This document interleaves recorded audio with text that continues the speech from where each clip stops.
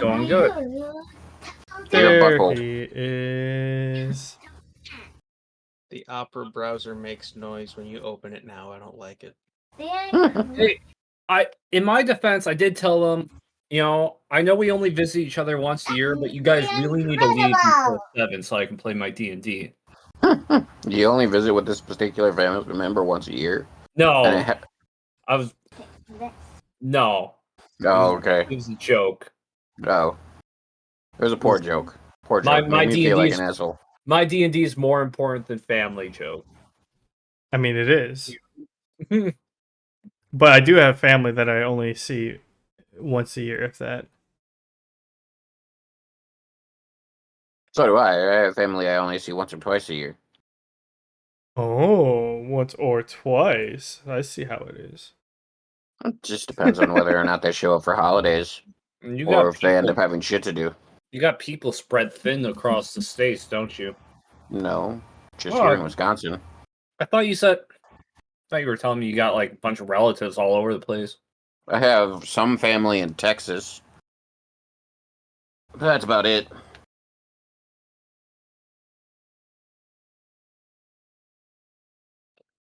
Yeah, I think I have family in other places. My father's side of the family is all over the place, but I don't really talk to them. But no, other than that, my main core family is here in Wisconsin or Texas. But my aunt and uncle, I only see them once a year because they travel for the winter and they're only home during the summer, so we'll have a get together once a summer. And then I have another aunt and uncle who we see most holidays, but every once in a while they'll cancel on a holiday because they've got something to do, so I see them once or twice a year. Oh, no. Yeah, not okay. I am honestly like on a razor's edge right now, so let's get this going. Really? We wait 30 minutes, you're already almost dead? I worked at 12 today, so fuck you very much. I'm missing someone. My microphone, my camera's... Richard, time for your shower. You might have to unplug it, replug it back in. Yeah. Alright.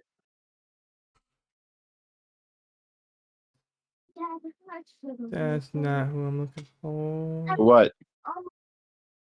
Okay.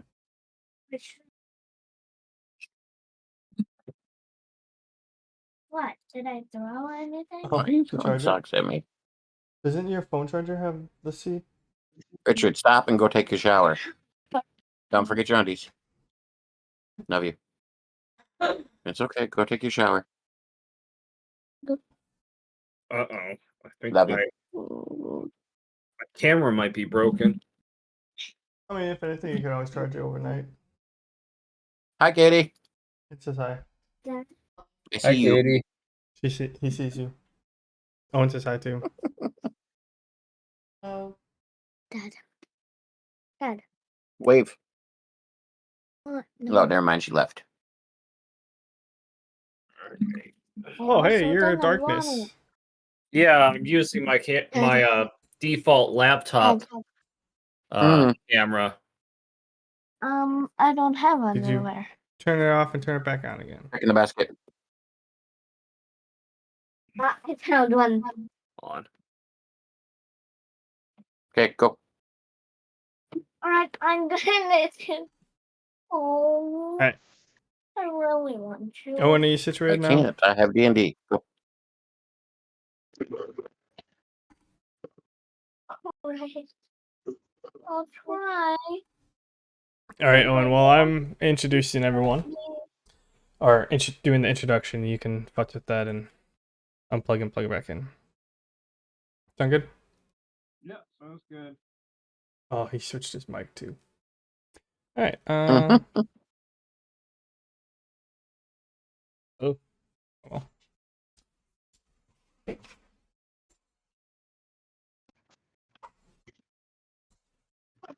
Sorry, crazy dog moment.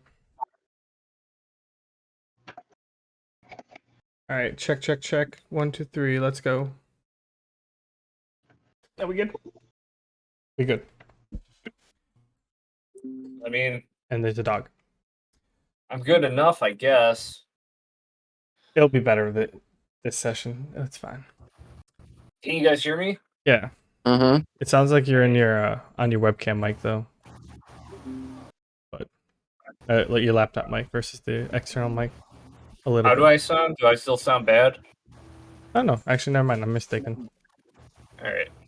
So, welcome everyone to another episode of the Guild of Brockheart, brought to you by AED&D. You're here with Borg17, the DM of this campaign.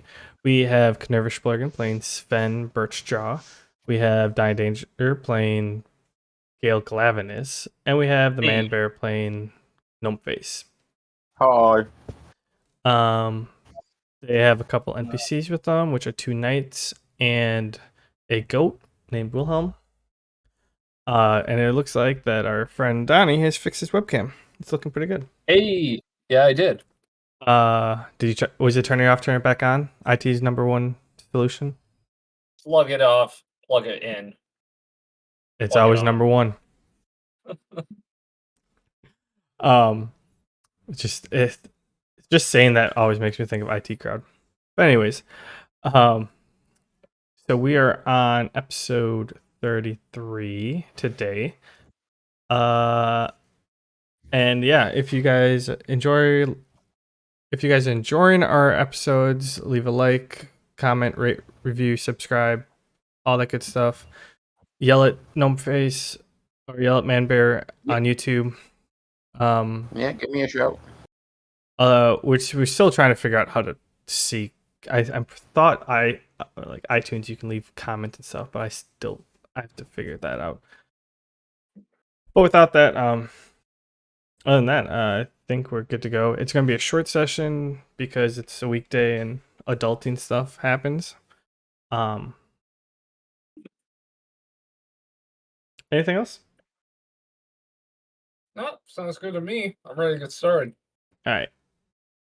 So, last time on the Guild of Brockheart, our adventurers had just been ambushed by 16 bandits that ran out of the large middle building of the hideout or camp. They ended up splitting up to take on these bandits. Gnomeface burnt down a building. A lot of fighting back and forth, some hiding, some drop kicking.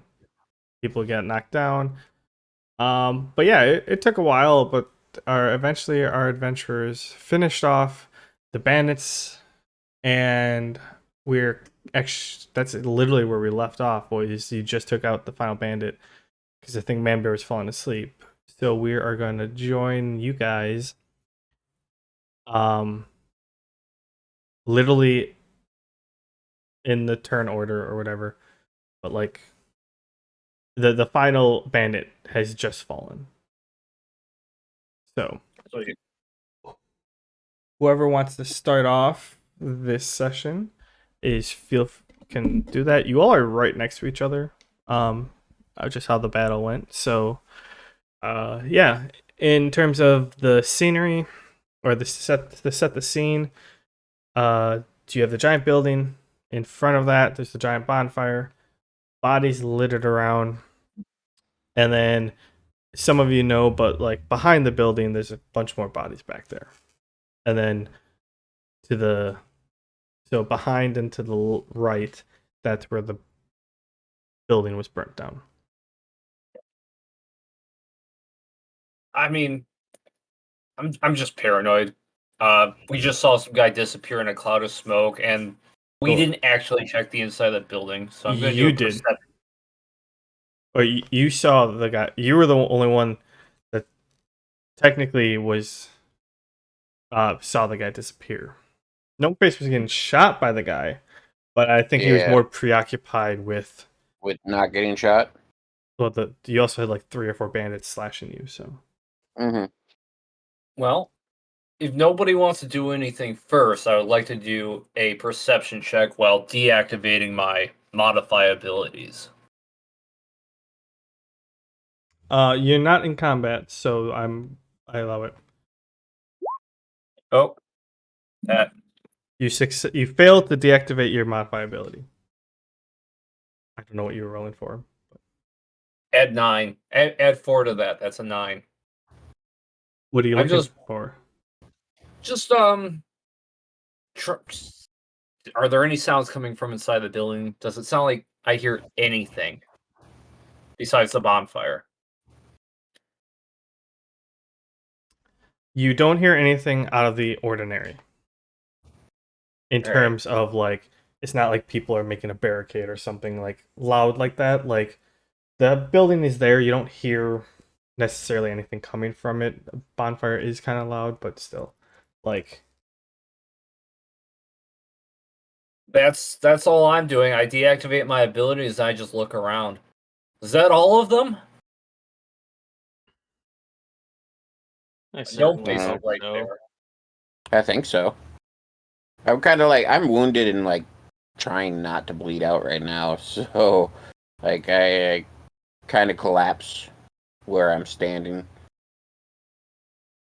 and I go, "I sure as fuck hope so." Sven, where are you? I'm just across the fire from you, man. I was gonna go back into this central building here.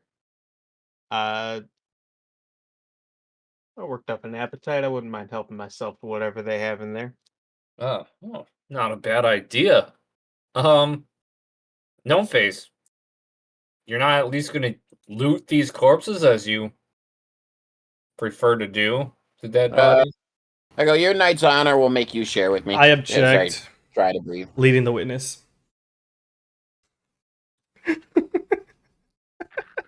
What? I don't know. I'm sure Gnome Face just wants to take a nap right now. I've got arrows like sticking out of 3 different parts of my body. Hey, you loot, share. I will not loot with these knightly hands. I'll let you do that when you get better. Here, I'll bring you inside. If you force me to loot, you ain't getting shit. I don't want shit from the deceased. Lowlives and rapscallions though they may be. Their deaths are deeds good enough for me. Okay.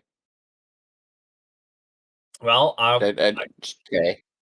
I try to pick up Gnome Face and bring him inside.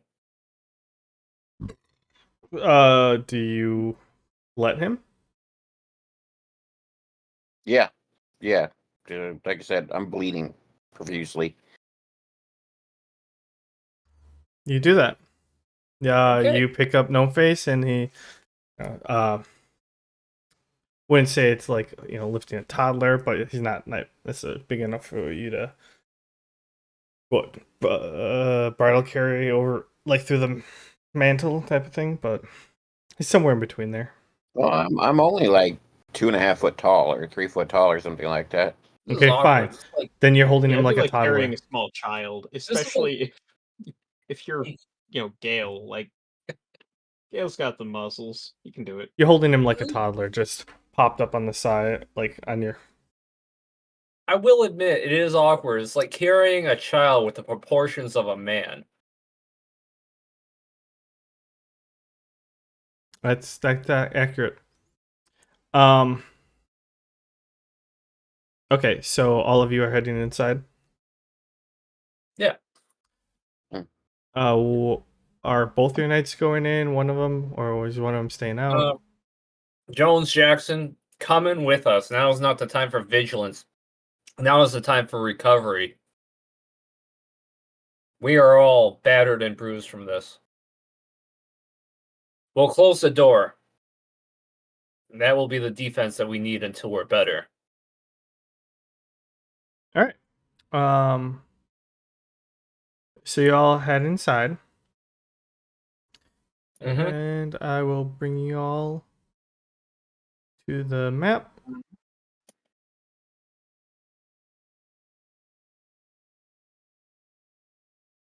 All right. Let me know when you're on the map. I'm on. Yeah, I'm on it. Whoa. Can you go back to the other map and check my stats so I can carry him over? Health and mana. There you go. I moved you back. Okay, 61 and 34. Okay, you can take me back. I moved you all so y'all can get a chance to check. Yeah,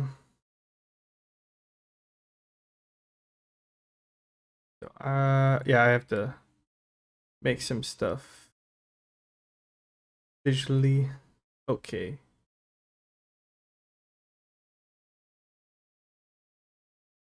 There.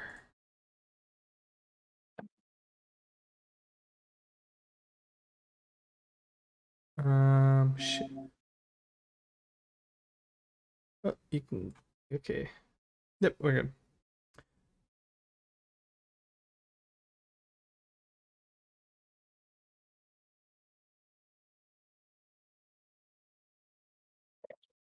Oh, this map looks familiar.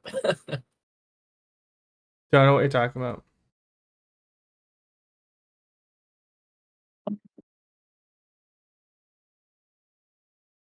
It's not my default bar map. No, not at all. It's not mine either. All right, yeah. So, you guys are here. Donnie, you didn't bring over your knight's HP. Well, it was on the last map.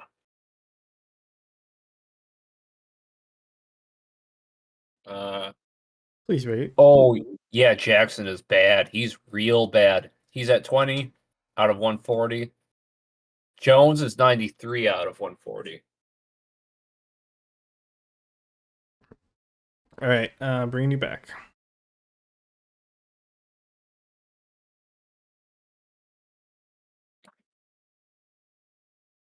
All right. Right. So Sven, you headed in first. Yeah, at the tables there's food. I mean it's not necessarily laid out precisely like this, but we'll go with it like this. But yeah, there's food all on the table. Granted, you guys startled everyone, and so they kind of just had to head on out. But yeah, you can take your first couple steps because then the other ones will follow in behind you. Not you, gnome face. I take some steps in, so I probably have the most remaining HP of anybody here. No, I literally just got done saying Sven gets his action first, and then it's followed by Gale and gnome face, and then I'm taking my action. Okay, my action is to look for the best looking plate in here. I get it's all chicken and rice, but I mean, there's got to be someone who has got a bottle of Tabasco on them or something. I mean Who, they, you know, I zhuzhed it up before I got in here.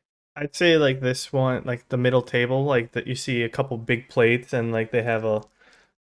It looks like a selection of small bottles in the middle of the table that you probably could. Yeah, I'll take a seat at the officer's table. Why not? All right. So that's over there. Yep. All right. So you walk in and you go get some food. Gail, you walk in carrying gnome face. Yep. I'm assuming you're walking in before your knights. So Yeah. are you gonna just hold him the whole time? Are you gonna? I'm gonna bring him to a table that looks like it has food. I mean, they all have food. Okay, I'm gonna carry him over to this table and plop him down on this chair right here. The closest table. Got it. All right.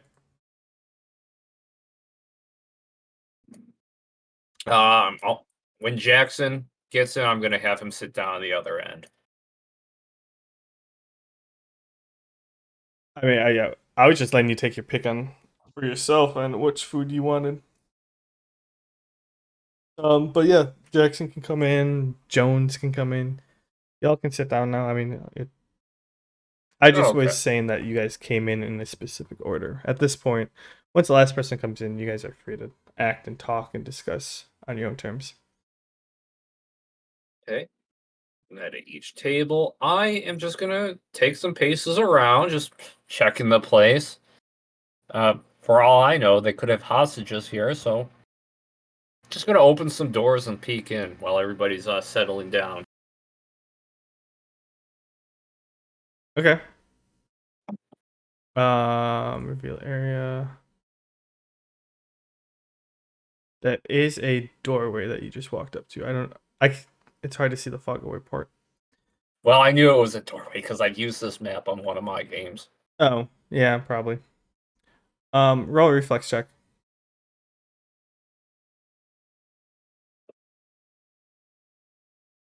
Unnat 20.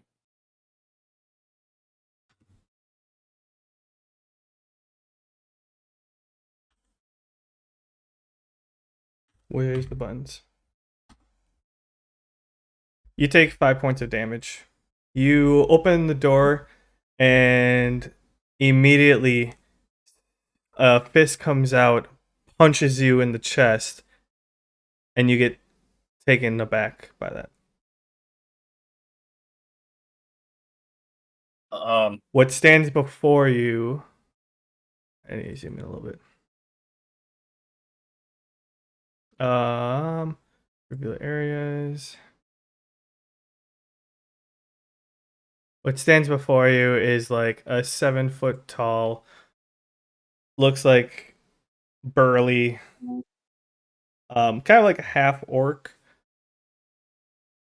with a giant shield in one hand and a long sword in the other. Well, he grabs the long sword after. But yeah. Fuck.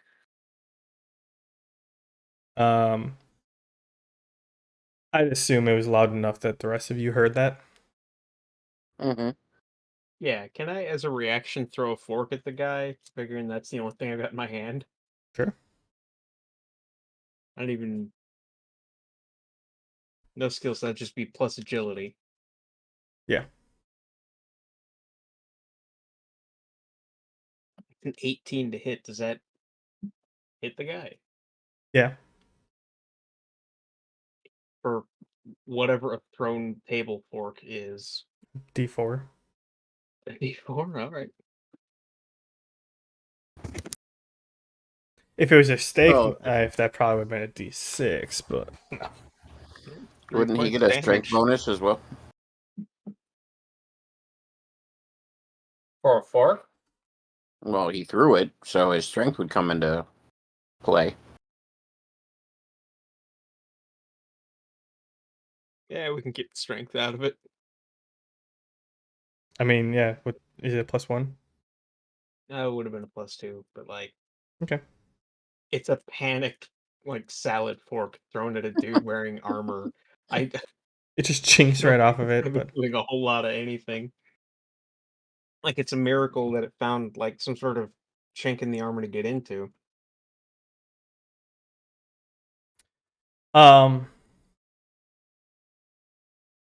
yeah. So that happened. Is there any indication what this dude is trying to do? Has he said anything? Oh, I didn't know if there's any more reaction. I'm caught off guard here. He's got time to say something. Yeah, I didn't know if if Sven was the only one doing a reactionary action. Anyways, he takes a step forward towards you, and he goes, "You're not from here. I take it if you guys are in here." He looks around, and he says this, I take it if you guys are in here. There's no one left standing outside, is there? You take I kind of chime in. I'm like, or did he come from outside, or did he come from a room in the building? He was in here. Oh, okay, then I never think mind. he was in the I go. bathroom the whole time we were in combat. Taking a massive poo. I kind of chime up sarcastically because I'm out of it, and I go, yeah.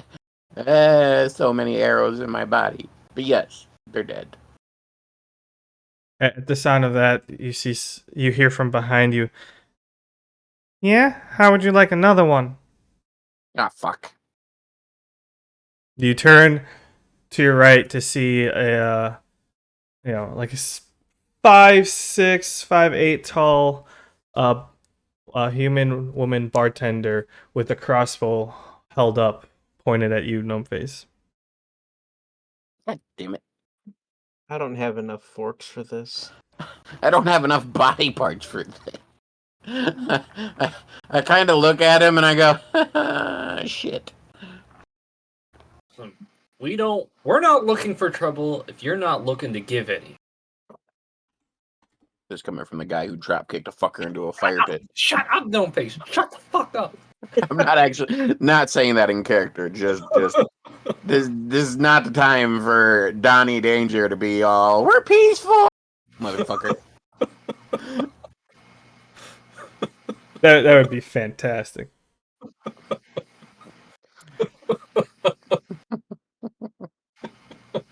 So yeah, the Gil, you're the half orc talks to you, or he's talking to you, and you're having to look up at them, and you're like, all right. He goes, so you took out all of them? Oh,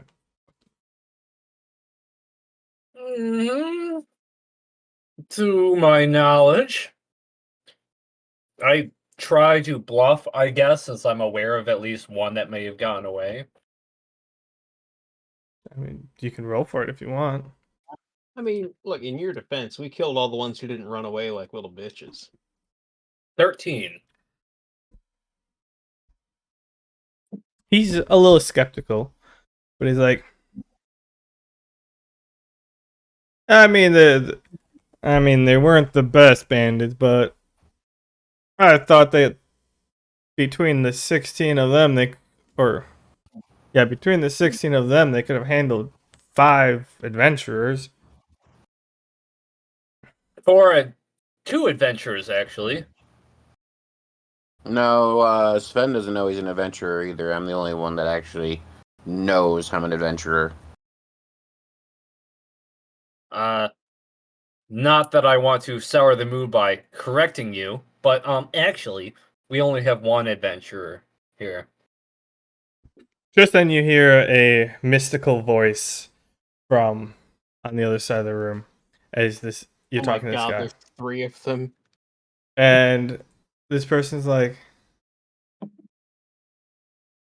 you may be right in the details on there, but the point still stands. The 5 of you took out all 16 of them. We're a capable bunch.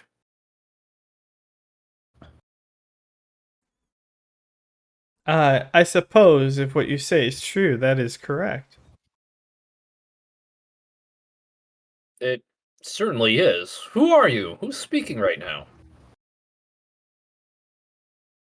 I mean, I'm just, resting in the camp or in the chair over here. But yes, let me introduce myself. This person stands up from the chair that's like facing the fire. And it kind of like has a humanoid form. Is wearing a lot of white with like kind of like white robes ish, but like they're layered with some like trim in them. A lot of and like the skin is either like black or it's got similar like white trims throughout the skin and like patterns on it. Hmm? Very You did. weird. Good job. Is it like ethereal or does it look organic? Instead, I cried Why? because you weren't there to help me. Say your question again. Sorry. Is it like ethereal, like transparent, ghostly looking, or is it look organic? You Or can't. does it look like no? You can't tell from right at this very moment. There's a lot I'm going also on, and you're also like 60 feet away. Yeah, and have a giant orc that's probably taking up my attention. The reply is like, if you've come here for treasure, you guys can just keep walking. We already took care of it all over here. You? You guys took treasure? Are you adventurers? Never mind that. Like we said, we're giving you the opportunity that you can leave. How about Take it now parlay? or before we change our mind. Parlay. You know our group is capable. How about we vow to leave after taking a small rest? We did just point out that we killed 16 bandits. The orc behind you, like you can feel the breath on the back of your neck as you turn to look at the person. It goes, I mean, if you just took out the 16 of them, you should be more than capable of making your way back home. Unless what you say is not true. You need only peer out a window to know that it is. You Hey, only before need we to leave, step can I on at least out of finish this this guy's building. lunch? So what? Go ahead. Before we leave, can I at least finish this guy's lunch? The mystical person's like, by all means. We're already full. You can have your dinner. You can have your meal and then head on out. I would just letting you know that we'd prefer to not have trouble. But it's up to you. We too seek no trouble, and I can speak on behalf of at least 3 of us here, we seek no treasure. We simply... Can we at least loot our kills? That's not inside, is it? No. But I'm asking because I don't want another arrow in me. I'm looking at the bartender the whole time, him and his crossbow, and I'm like, Her and her can I crossbow. loot my kills? She goes, we don't care as long as you get out. And then the mystical one chimes up to Gale, who's like, because I mean, Sven's eating, but responds to Gale like, so if you are not looking for treasure, then why on earth did you come to a bandit hideout or bandit camp? That's your story's not adding up, sir. Well, as I said before, only one here is adventure. 3 of us have nothing but noble intentions. We're knights. I could Did you care get less warm? what you are or who or who not are Sure. No, you adventurers. take it back to the sink, squish it in the sink so it stops dripping, Dude, and you got to get it more warm. there's a reason why you came here. I'm asking you what that reason is, if not That for reason- loot. The reason was not for loot. It was to slay the ne'er-do-wells who were terrorizing the local. We as knights were simply assisting these adventurers in that duty. Well, this adventurer. You mean for now, until they respawn. That is. What? Respawn?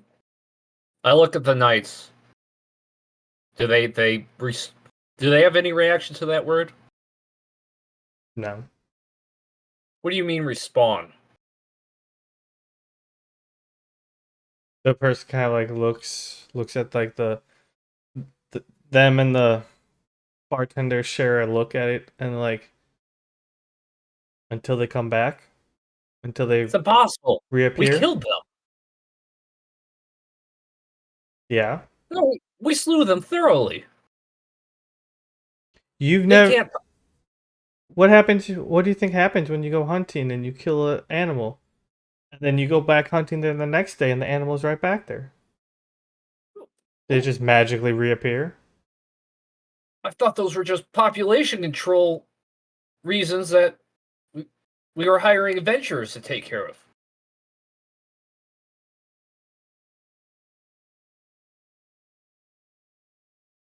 Some animals of species just breed too fast. That's all it is. Nothing can just come back to life. Oh, well. I mean, you believe me or you don't, I don't really care. Once your little friend here finishes his meal, you guys are headed on out. You have no reason to be here, so I don't see any reason why you'd resist leaving. Wait, hold on. This was part of a quest. Since those bandits are thoroughly dead, this quest says complete, right? They're not ghosts, they're not revenants, they're not zombies or vampires, they can't come. No face, check the quest log.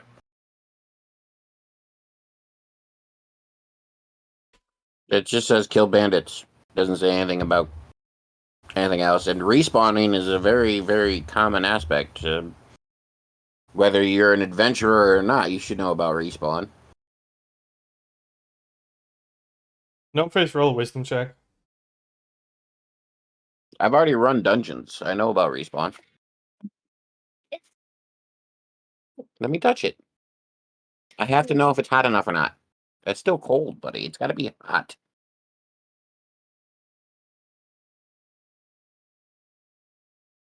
Fine, just do that, buddy. Put it on your eye, though. I got 19. You know that the main part of the quest is not to kill bandits, it's to rescue the survivors. Killing Last week bandits. you told me rescuing survivors wasn't even part of it. Yeah, it's the whole point of it was to rescue the survivors from the bandits. How you rescued the survivors is up to you. You said we were watching both. Killing bandits We were. was part of a. Yeah. I mean, it was an incentive to do. Now what? But the quest itself was not. I don't to know kill why isn't it bandits. watching. Oh.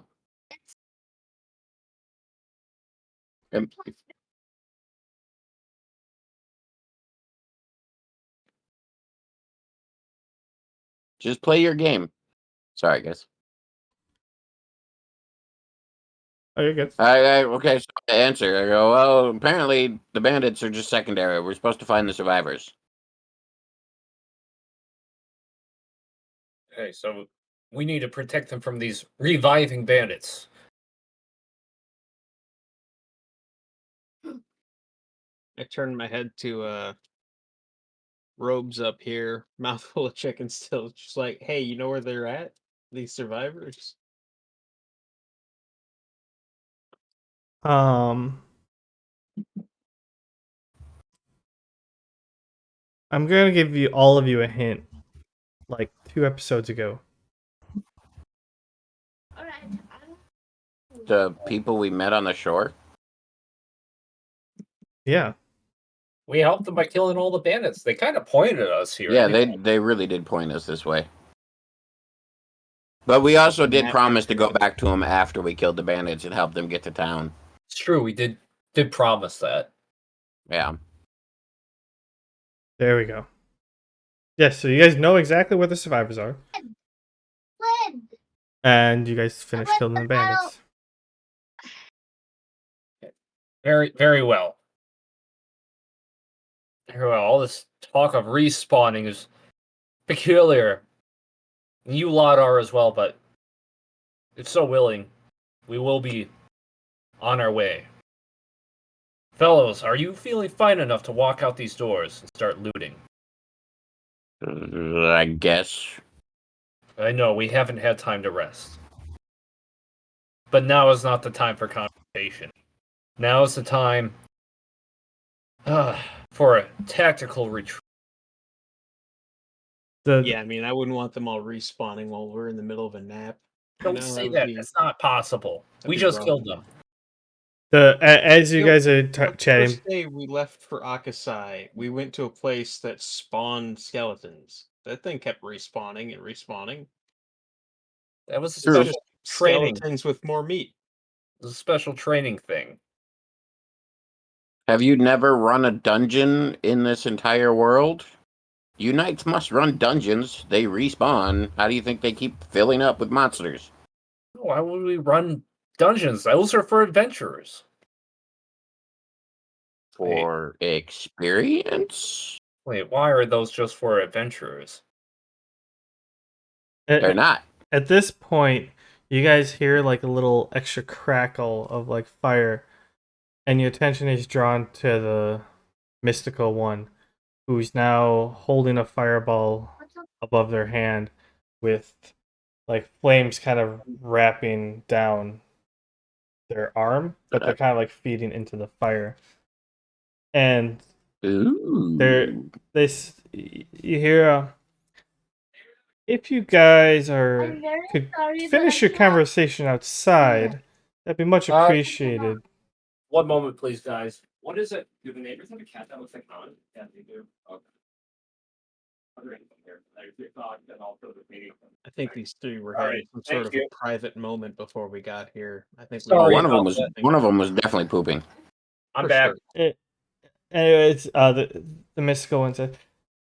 So yeah, unless you guys actually came in here for a fight, you might want to head out, and because you're about to overstay your welcome, and we'd like to keep these bandits in line ourselves.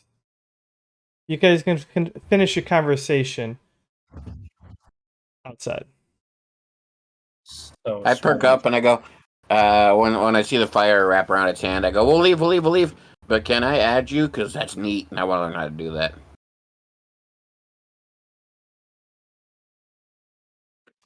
That's a good question. They're like, oh, this? And they're holding it, and they're like, sure, you can add me. Sweet. I add her to my friends list. You do that. Her name's Jasmine. Yeah, I'm just gonna walk away from this guy. And then I go, cool, I'll message you. And Yeah. then I leave. She kind of gives up a little wave, and like without you even noticing, or like without her even noticing, like you see it like change to. Wait, okay, it was fire. What does it change to? It changes to ice.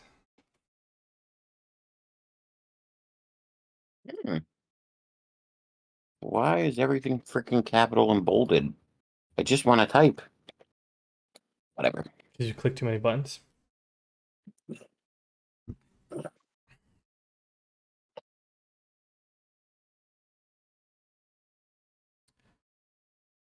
I No, got that in my notes. What? Are you I was putting that in my note. You done making friends with the enemies? They're not enemies. They're just adventurers farming EXP. If Right, you weren't such a cool. noble lot, I would do it myself. All right, so I take Like, it. bloodily. So you guys head blood- outside. bloodily You cut out there for a second. I said I bloodily limp out the door. You do that.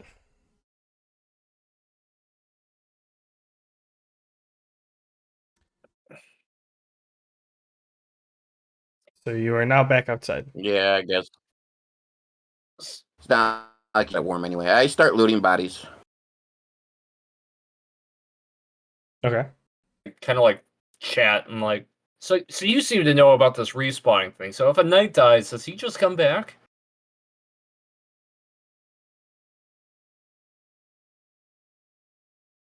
What were they talking about?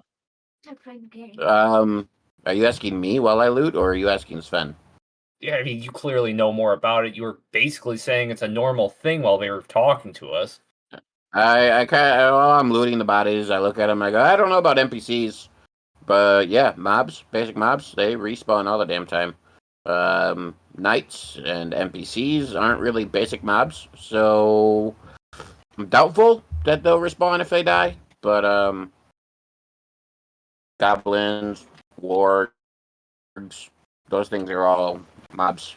They don't respawn. There's nothing to kill. If there's nothing to kill, there's no way to get stronger. Haven't you ever noticed that the mobs are never truly done? There's always another one. But what about all the goblins during the king's goblin genocide? They never came back. Well, he probably to stop them from spawning. He is the king, after all. True.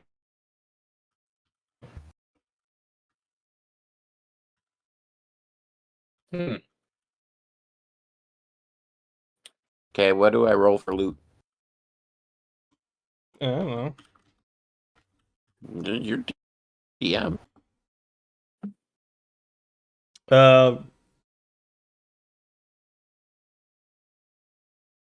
on. There's 16 people, right? Yep.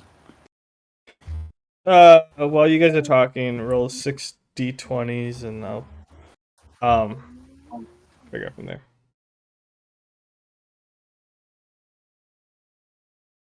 18, 2, 13, 6, 7, and 16.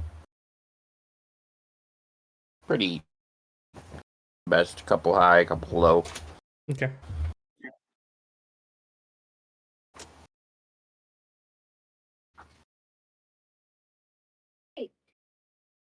Can I have So play? when we bring these Also villagers to fighter. safety, will there be new villagers being terrorized by these bandits Never. again? Guess what? Is it like some sort of Not cycle? a million years or more.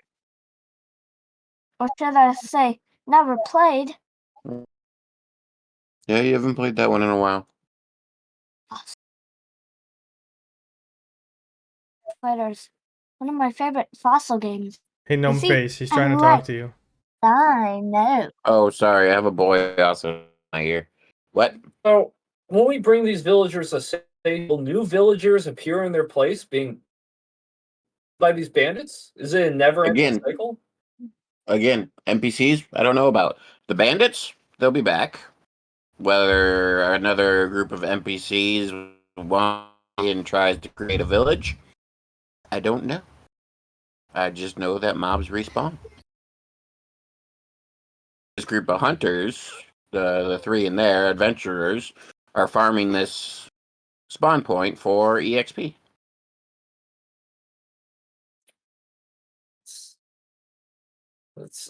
That's What, buddy? What Jackson I gotta Jones. do?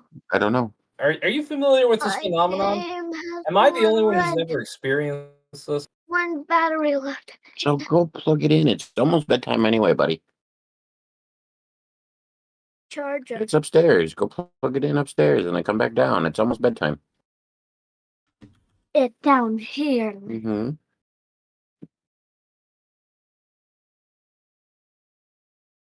He was talking to Jones Journey this time, not me. Yeah, Jackson and Jones. Oh, sorry, I'm trying to figure out your loot stuff. You're supposed to have a conversation with each other. Oh, wait, what? Okay. What was your question? Jackson Jones. Sven, you too. You're not really an adventurer. Are you familiar with this phenomenon? Am I the only one who's never heard of this thing?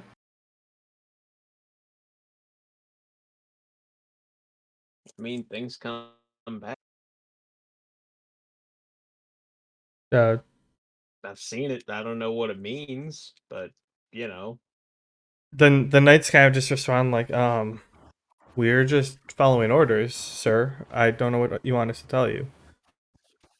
We're just doing the quest or doing the assignment that the prince gave us. Or king. It is fun watching Gale have an existential crisis at the concept of respawning. Like, I think these are questions for a cleric, my guy. Yes, yes. Next village we visit, I will have some questions. Might be a bit beyond a knight's pay grade. It's all a video game, and your existence is uploaded to the cloud. Sven, just stop there. I'll talk to a cleric. Surely they will have satisfactory answers. Ones that don't bring up deeply horrifying questions about my existence.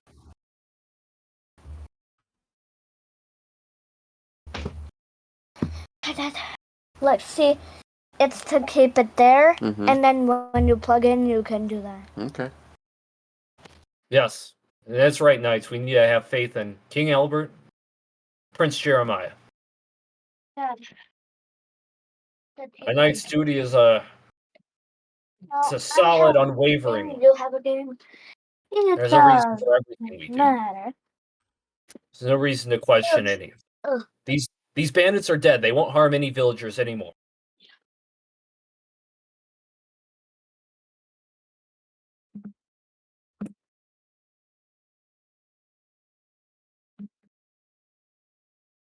Okay. Sure. Okay. What do I get for loot? That Oh, you wrote me. No, I'm figuring it out. You're supposed to be having a conversation with Gale while I do this. He started talking to everybody else while I was looting. Well, that's fair, but I'm still. He started talking to me, and I'm trying to figure out what to give you for loot. It's an open conversation. Anybody can pitch in. Anyway, so you guys, think- you find 3,640 floors split amongst whatever. You found the 8 daggers, and I listed there's 8 usable daggers, 2 non-usable. They're kind of like just scrap metal, and then disbursement from there. And you find a couple trinkets of like non-specific or non-unique style, and a couple pouches, which is where you found the money. But the pouches are good enough that you could use them. Jackson Jones, with me quickly. Let's open the brochure and read all the good things about Brockheart. Yes, that will lift our spirits. I mean, if we're done Yes. looting, I don't suppose anyone wants to look at these outbuildings. The 5 remaining ones. Oh, yeah. That's actually a good call, Sven. Everything that's happened, that's kind of eluded my nose. I'm at least gonna look at the wreckage, see if there's anything of note. Yeah, smoldering ruins. Or hostages and any ones that aren't smoldering. Okay, so Sven, you see it in the wreckage there. You see him. The only thing you can discern from there is like a little mug, and on it reads, "World's #1 captain," but it crossed off like an X through it, and underneath it's like written "Dad."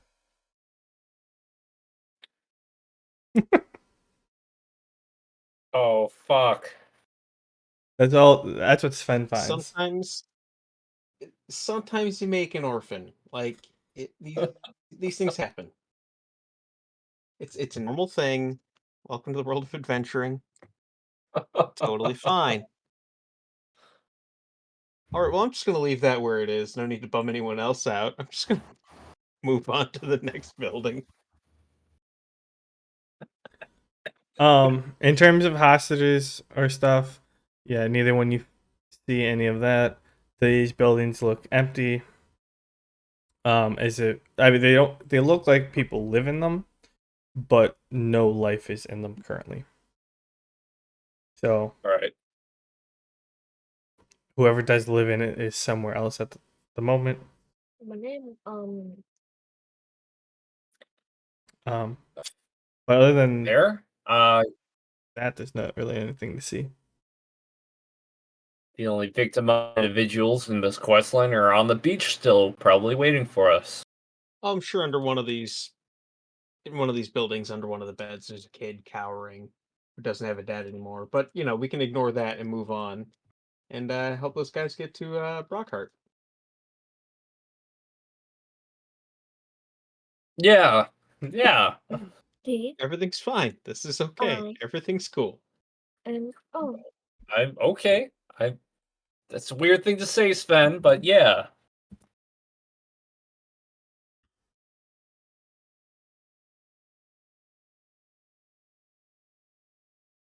Don't face. Are you done looting yet? I don't know. I haven't been told if I've been done looting yet or not. I'm Yeah. assuming I'm done by now.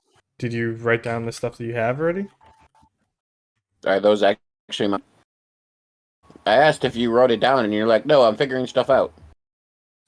Yeah, then just after that, I said I put the daggers that you earned and the 3,640 Floyds split amongst you guys.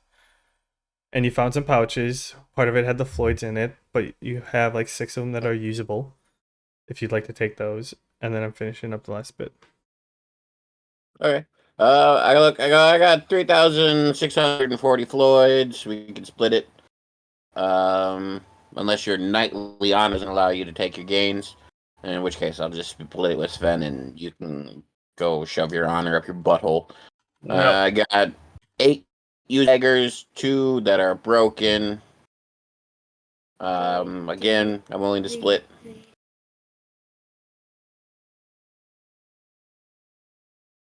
So what's the verdict here? No. King and the Prince give us knights everything we need. Okay. So you don't need shite. What about you, Sven? I mean, I could use a dagger or two. Nothing Okay. fancy, What about the Floyds? Yeah, I'll take.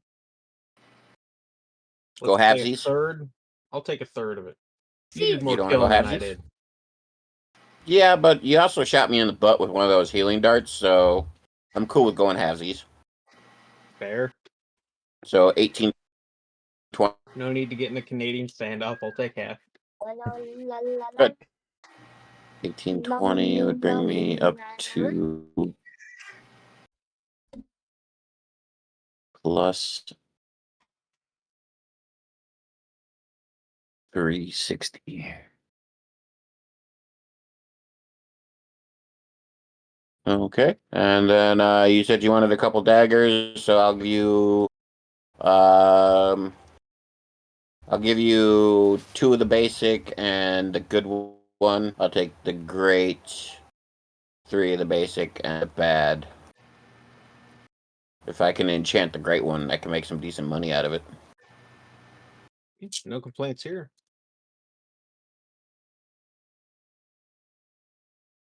Just it's always a pain if you end up losing. It's always good to have some spares.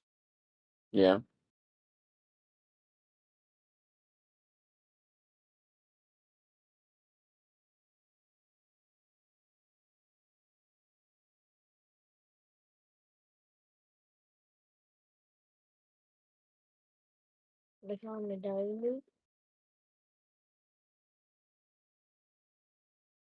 Well, before we head out, I just take a moment to look at all the bandits.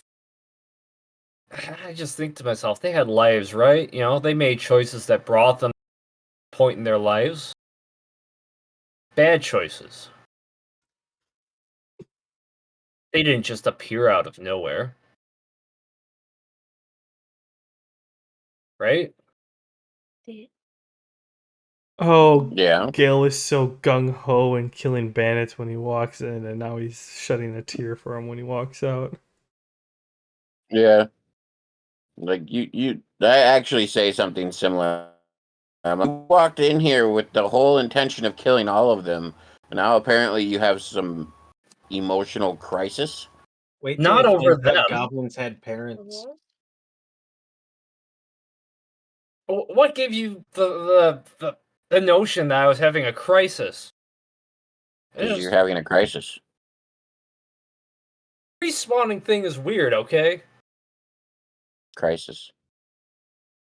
It's like, what does it mean, man? I Seriously. want to go for big.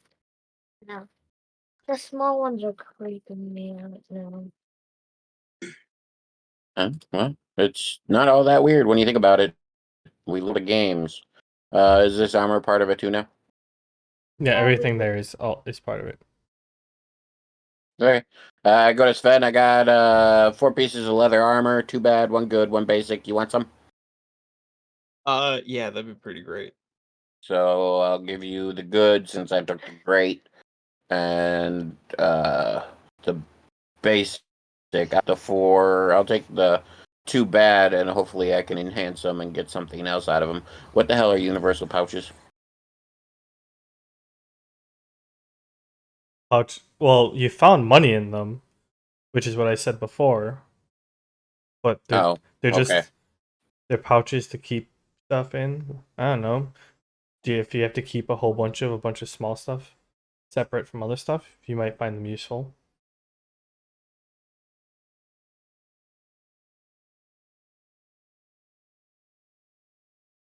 But I mean, the bandits didn't really have. They had their weapons, their armor, the thing that they held their money in, and that's about it.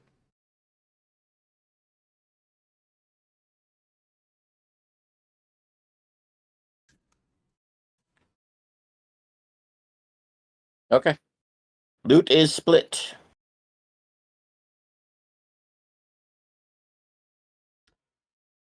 So Gale is having an existential crisis as he's walking out. You guys are splitting the loot. Just got done splitting the loot. Are you all heading out then?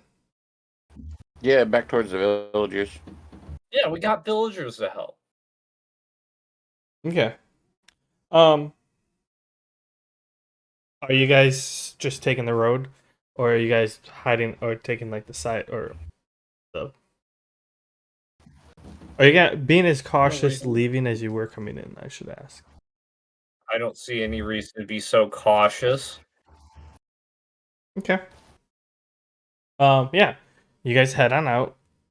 You go past the guard, who's not there. The body's gone though. And you guys make your way down the road. Was Wilhelm? He came to the entrance with you guys, right?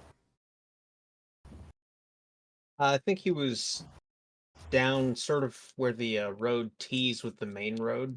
Okay. Hiding in the bushes back there. Yeah. I could probably call him. So, See if he'll show up. well, yeah, it was just you left or dropped him off on the way up here. Like he wasn't back with the survivors. He was like along the track. But yeah, you guys end up going back, making your way. You grab Wilhelm on your way back to the survivors. And you ended up, or yeah, and so then you approach the survivors coming back from the taking care of the bandits.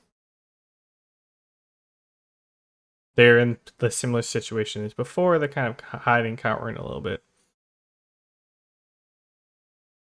It's us. We're the Knights. We're back with the adventure and Sven and Wilhelm. You can come out of hiding. It's safe. No one chimes up, like stands up, like, "Oh, hello, hello. Ah, yes. We remember you. You guys were going to go help us by dealing with the bandits."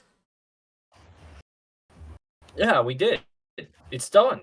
They're all dead. They're all dead. Well, yeah. Looks like we can wait. We can wait here. Or looks like, yeah, looks like we can wait here until the road or the sea is usable. Then, if you took care of them all that way. But I mean, wait. Those ne'er-do-wells weren't the only dangerous thing on the seas. Wait, what? Sea monsters? Yeah, they were saying because the bandits aren't going to be attacking them anymore, that they can just wait till the sea monsters disappear. But then one of them remembers, wait, you guys are headed to Brockheart, right? Can we just follow you guys and get escorted? Yeah. Was that part of the deal? We had this whole conversation. We were cool with it. Oh, okay, cool. All right, guys, pack up. And you see them all like kind of quickly run, hustle, like pack up their stuff into bags and stuff. You know, they have one cart, and they load as much on there as they can. Kind of a big of a heap. And they're like, okay. So it's 8 of them. They're sharing a cart. They're taking turns pulling it. And they tell you that they're ready to head on out if the bandits have been taken care of. Yeah. Fairly certain all but maybe one of them are dead, but what's he gonna do, right? Anyways, yeah, I'd say, coast is clear, guys, and you're with us. You couldn't be any safer. Well, that's excellent to Right. hear. Gnome Face, you get a little bling that notification on your HUD that says quest complete. And then as they're I'm sure there's no reason to stick around and stuff, so you guys are cool with just heading on out from here. Yeah. So they leave like the area that you're in, and you start headed down the road. And then one of them pauses. Whoa, hold on, wait. What? Did you guys happen to grab our stuff from the bandits? What stuff? I thought, I can't remember if it was you guys or not, but I thought you guys said that you were gonna take out the Yeah, bandits we did say we were and gonna then look for their shit, didn't we? bring back the stuff they stole from us. We kind of got on their kicked out by a bodies? group of adventurers.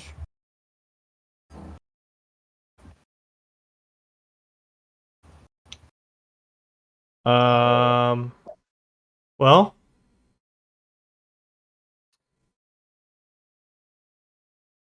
and you kind of just Any of you missing daggers? I think I asked you this last time we met.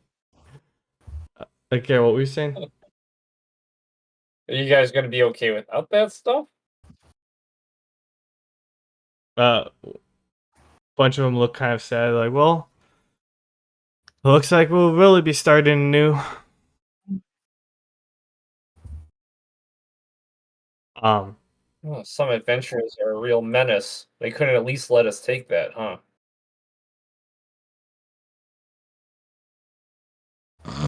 You're friends with them.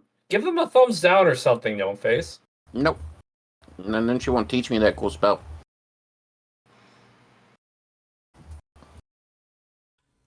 That's dumb.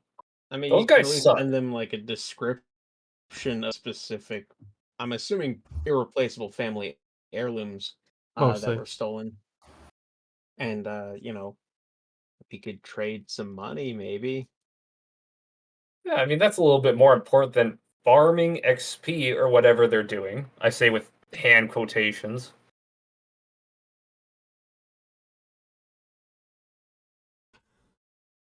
Well, how about we leave it there for now? Okay. I mean, it is 8 o'clock or after 8, Yeah. and the man bear gets cranky Yeah. when he loses sleep. Yes, I do. So, yeah, we're gonna leave it there as the group realized that their promise to the survivors was only half kept, and they forgot something back in the bandit camp. But they are heading on further towards or to the next step on getting to Brockheart or back to Brockheart. What are you doing? We're almost done, so Daddy's getting ready. Yeah. Other than that, join us next week. I can do Friday next week. It should be good for Friday next week. Yeah, Friday sounds good to me. Yeah. So join us next week on Friday. If you're listening, it'll be released on Friday as well. And yeah, join us to see what's the next step in getting back to Brockheart, and if there is if there's another obstacle before they reach the new transport company that's taken to the sky. Ooh, hippogriffs. Yes. So, leave a like, rate, review, comment, and subscribe. Anybody have anything else before we sign off? Poop loops. Yeah, I got nothing. I think it's Sven's turn for a motivational speech. Motivational. Yeah, say something speech. uplifting. Come on, Sven. You can't make an omelet without making a couple orphans. You know, these things happen. The important part is to not beat yourself up about it. Just keep on keeping on. I know, that was Yeah. awesome. Feel better already. Oh, shit. All right. Well, Bringing in the Joe Dirt right at the end, too, was just perfect. say what? You kind of cut out there a little bit. Joe Dirt, keep on keeping on. Oh. Life's a garden, dig it. All right. Yeah. So Very uplifting. until next time, all. And stay safe. Yeah. I Adios, forgot what folks. closing I was gonna do. Cool, fellas. All right. Night. The Night, bear. lifetimes. Yep. Talk to you guys later. Later. I do like the character development of the realization of respawning and all of that. I really do dig that. Yeah. That was. Yeah, as much as I was joking about it, like it absolutely makes sense. It is great. It's just like It- they were like, oh my god, I'm gonna stop someday. Like I was I- not expecting that, but it definitely played well into Gil's character. for Yeah. sure. I mean, I had to bite at a carrot. At some point, I felt like that was a carrot. So I'm like, hey.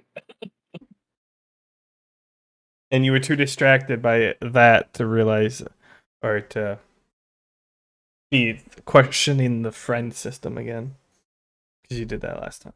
That thing was weird too, but those guys are kind of aggro. So I was just, hey, let's, poke the bear.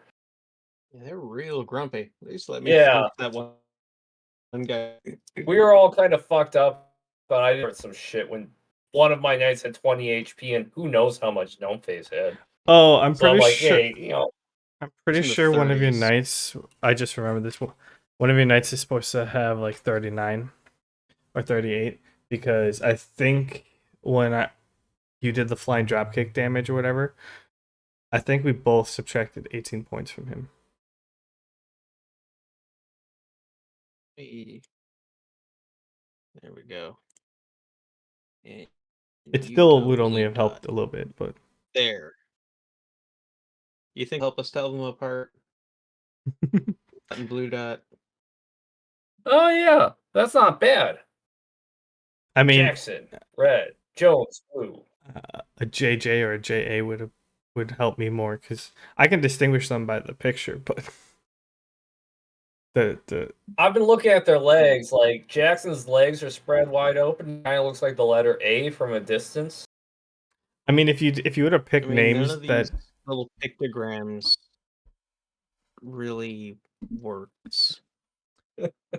if you would have picked like I mean, different this one with first the dude's names, full of arrows. I do like that. If you would have picked different first letters of their first names, it wouldn't be as bad. But it's like, I know it starts with a J, and it's like, that's I good. can't help myself. I love alliteration. I can't help it. Donnie Danger, Glavinus Gale, Gale Glavinus, whatever. Alliteration. I love it. I can't help myself. It just happens without me thinking sometimes. Should have been Action Jackson. Yeah, I mean, I guess it's not technically alliteration. Well, I was just saying, if it was that way, I probably wouldn't mix it up as much. But we can't have Action Jackson, can we? No. I mean, we could switch them to a different genre. Uh, Rom-com Jackson. Rom-com Jackson. I don't like it. Yeah, It's got to be something good. that sounds dangerous, like an adventure. Like, I got Danger is one of my characters. Now I got Journey, Action as my sidekicks. Venture. That makes me think of the Venture Bros.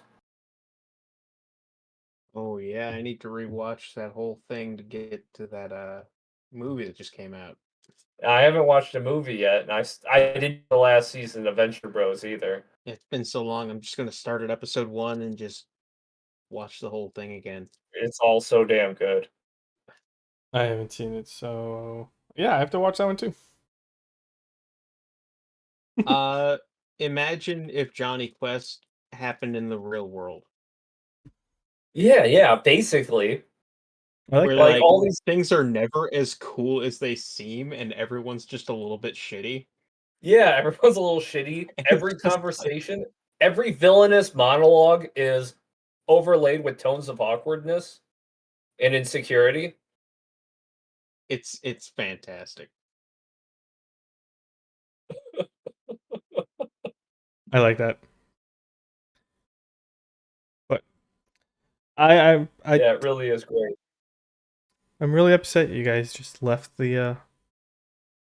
left their What loot. was I gonna do? What was I gonna say? Guys, before you try killing all of us, can we take a little bit longer to look around? Like they seem pretty intent on kicking us out It's like, as guys, fast as possible. just hold up for an hour while we take a short rest. No reason. Yeah, I was pushing for it. And they kept getting pissed off more and more. I'm like, hey, these guys aren't having it. I could have taken a real long time to finish that meal. I I was trying to see what we could get away with. I think the one person got annoyed by the existential crisis there. Actually, no, I mean, wanted that you was guys some to heavy fight them, shit, man. but You want us to hit them? I wanted you guys to Hey fight them. man, Yeah, I hit one of them with a fork. It couldn't have been that hard. We had people in danger. I could not allow. Yeah, us. We were the danger. Yeah, I could not allow. Death to befall innocent travelers under my watch. Innocent might be a stretch for some of us, Yeah, but yeah, I get you. Plus, Jackson Action. I think he's the red one. Was Horton. He oh yeah, he's almost dead. he's in the 28. cart. As far as I'm concerned, he's riding in the cart. Yeah, yeah, he's the one who I said like we accidentally subtracted 18 extra hit points from him.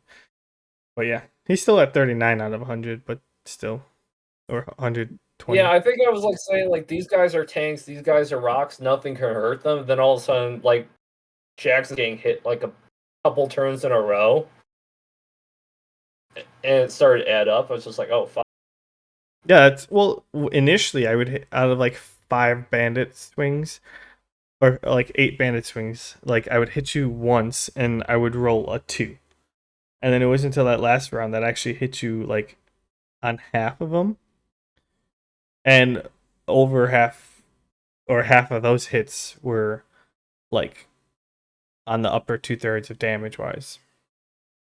Yeah, Which it is still happened only really like 6 fast. points, but yeah, it was adding up. I mean, your flying dropkick of 18 points kind of did its own thing on Jones' journey. Yeah, it's not bad. At least now I know that I can go through groups of clumped up targets with that move. I didn't know I could do that, You never tried. so that's cool. Yeah. I feel But like it'd be handy if they had second wind. It's a second level fighter ability in 5e, where you can in your turn. I think it's a bonus action, but you can heal like 1d10 plus your level. Okay. I think I remember seeing that. I rolled a 5e character, fighter, semi recently, or for the Yeah, they module get a we lot of had. cool shit. Hmm. Actions are just hype, but not a lot of people give as much attention to second wind, especially at early levels. It's huge. Maybe as the night into healing abilities. Oh, what Wouldn't is be it? the worst thing to try. One of like the better healing spells is from the paladin. What, hands of something? Lay on hands. Lay on Yeah, hands. 5 times the paladin level. You can divvy it up however you feel like, or you can spend 5 points seize. I think it also fixes certain conditions. It's sort of like a cheaper relation. Yeah. But no, I mean Oh, it is cool. I think I might have added like one or extra just normal bandit in there, but um that's my I mean I had the same number of enemies for whether or not you attack them inside or outside the building. You just decided to draw them outside into the open land. Yeah. Well, luckily, there's never been an issue with bandits seeking vengeance, and I'm sure Smoke Bomb Guy just went home. So some guy just called it a day. He's like, time to punch out. Yeah, he's just looking around. It's just like, yeah, I'm not a mathematician, but this doesn't add up. Poof, out. Yes. He's crashing at his parents' place. The whole bandit thing didn't work out. He's just getting back on his feet. He's going to be an accountant. Mom and Dad, I decided to think some things through. But I had a moment of clarity yesterday. I'm just maybe this isn't the path I should be on. My old friends, turns out they weren't that cool. I like that. But yeah. Yeah, so essentially you guys were supposed to go into the building and then fight them in there, which one would have benefited Gale, your abilities. It would have funneled them more because they would have had less room to just run around. So you end up essentially you would have ended up just like only as a group you would have fought like 3 or 4 at a time. At first, it wasn't so bad because my game plan strategically was Gnome Face and Sven kind of had this whole AoE thing locked them down at first on one side. They got some good damage and debuffs at first. But on my side, we had them kind of blockaded on one side of the bonfire, meaning only 2 of them could really meaningfully attack us for 3 rounds. That was kind of my strategy after they. Yeah. And then it's like we're surrounded. I've got them just where I want them. I can aim anywhere. I can't miss. I Yeah, mean, and you guys had a good thing going for the first 2 rounds. or if you would wait till you guys reunited with each other and you would have at least bought yourself a couple free turns by like if you all were on the south side of the building, you would only fight like what 4 at a time and you had like 3 turns for the top ones to get around and stuff like that, and or you could have been like moving while you did it to like have the knights and Gala form a wall and everyone else behind them type of thing. Yeah. I mean, the upside to medium on medium encounters is you can only be attacked by 8 people at once. Range, but like then you have, I think it's half cover, so your AC is up by 2. So it's benefits to being surrounded. So it was essentially you just jumped the gun because otherwise if you guys were inside, yeah, it would have been close quarters, and that one just benefits Gale. Because you could have used abilities that you don't get to use that often, and I would have liked to clothesline twice a turn, but I only had like 20 MP. So You say we jumped the gun. There was that one guy who found the dead guard and was running back to alert everybody. And I yeah, think I was that's kind of about in a when rush to. I was Oh, kind of in a rush to get something happening. I was just like, I don't want that person to be the one that alerts everybody. you okay, kind of be a hell of a persuasion roll to turn to that guy and just be like, just be cool, just chill. Hey, situation's under control. True. Get out of here. Well, okay. Disregarding the initial encounter with just dropping the person who's trying to help the fire, it was a weird like dynamic of when you guys started, where like you guys just fucking nuked the guard, went in, and then took your time with everything, and then all of a sudden the people who the reinforcements who came in, you could have like Gale and the knights were actually like in a position that you could have stopped them from reaching the main building, but like at the same time, like you guys split up and you guys were like separated, because like if you guys would have just went in right off the bat and like went straight to the main building, you would have actually had attack, like you would have ambushed them, so it would have been a preemptive strike, and right off the bat, granted those guys would have actually showed up a couple turns in, but at least you probably would have had like a couple bandits down and you would have been like in a nice like formation type of thing. But it was just at that point, like the group was separated, and like it went from like really like operation really quick, and then kind of slow, and then all of a sudden it's like, all right, time to fight. So it was kind of everything was starting to get a little too chaotic. Yeah, it was like just a real head change, and it threw everyone, and we're just like, okay. Wait, the what one? Sorry. And I think the one thing that threw us more than anything, it was like a big tempo change, right? Everything was moving quick, and then all of a sudden it's just slowed way down, and we're just like, what the fuck's going on? I think when that one bandit was just like, oh, you, Gale was like, hey, you guys are bandits, right? Oh like, yeah. It's like, I don't know what you're talking about. Carry this log. It's like, what the fuck? Okay. Yeah, I think as soon as that That's happened, we started getting really slow. We're like, what the fuck is happening? All of a sudden, it's just like, I don't know what is going on with anything. And we were just so thrown. It was great.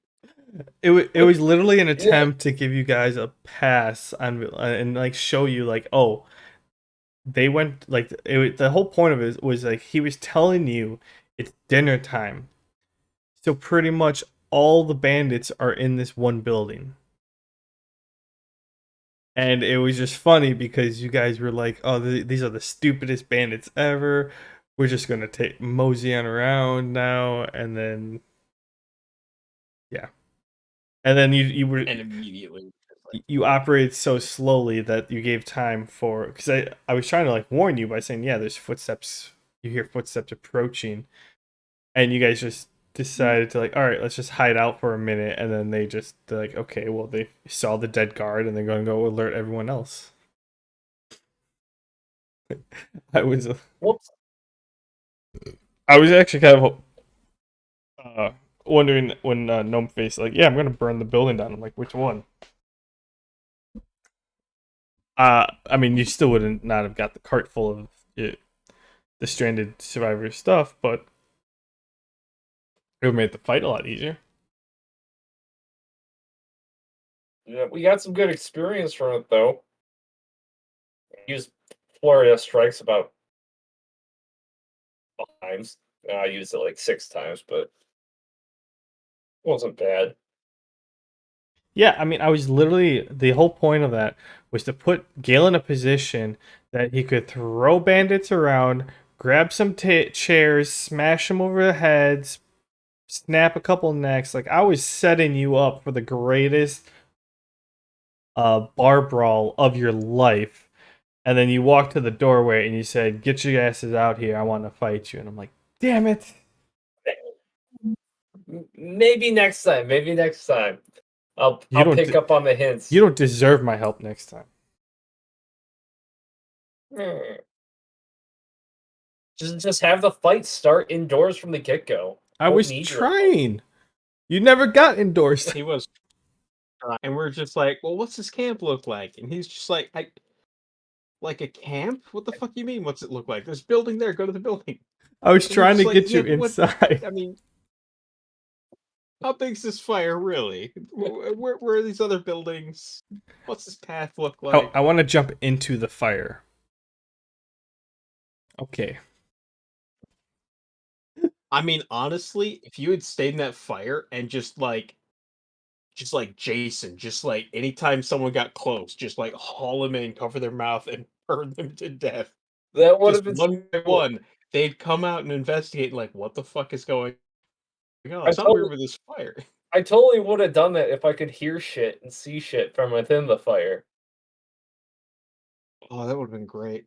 Yeah, you But could. I realized quickly I Yeah, couldn't we have to hear get sending anything. stones. So I'm like, I guess I need to get out of this thing. I Because suppose I wanted to do that. You would have been able to there's a see someone messaging there. inherent in the app. Yeah, that too. You'd have been able to see if someone We approached. should have been. Because We should have messaged you. honestly, at that point, like you would have just looked like a weird looking log. But like you could just, yeah, you couldn't hear anyone approach, but you might have been able to see like a not necessarily a shadow, but if they would have got close enough, like if they were putting wood in the fire or like standing next to the fire, you would have noticed them. Doing like the super powered Metal Gear Solid stick would have been pretty badass. And like we could just shoot a message like Bandit coming from your 4 o'clock, and then Ooh. you're just ready and just grab him, just dragging. Oh, I was hoping that you would would be have great. stayed in there That long would- enough to grab the guy who was running in with to tell everyone that the guard was dead. If you would have caught him, Yeah, I think at that point, like I was thinking too fast. There was too much going through my mind, and I just assumed like, okay, I guess since I can't hear anything, I can't tell what's happening outside the bonfire in general, and I was just trying to think too quickly, and I was rushing to make a decision. I just got out of the bonfire. possibly, yeah. Then, like, my MP was draining. I'm just like, keeping up fire body at the same time as everything. That's 3 MP per turn. Also, killing everyone one by dragging them into fire while hiding in that fire doesn't feel like a knightly thing to do, No, but it I does did. sound like an extremely cool thing to do. I did want to do it. I wanted to do it so bad. I mean, when it comes to killing bandits, a knight, a knight's got to do what a knight's got to do to kill bandits. That realization they had lives. They made decisions that led them to this. It's like wait till he finds out goblins have parents. It's gonna be a rough realization. No, no, no. It was more so the other way Goblin was around. somebody's kid. Oh, Gale was more so thinking to have made decisions that led them to this point, right? Had to have made bad decisions that made them bad people. They didn't just exist immediately as bandits. They couldn't have. That doesn't make sense. Something they did along their lives made them become a bandit, right? They didn't just spawn. How could they?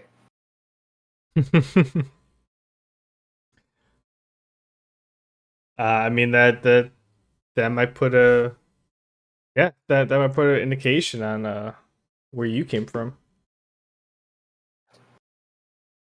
how They just many spawned. how many bandits are there in Brockheart? The city itself, none to my knowledge. And you know that the socio pressures in Brockheart aren't conducive to leading people to a life of crime. It seems like their basic needs are being met and all that. It's one more feather in the cap of Brockheart. We'll see. Gale does need to talk to a cleric, though. For sure. This whole thing's pretty heavy, and Jackson and Jones are kind of doing that wide-eyed, I don't think I understand your question thing. What are you talking about, Gale?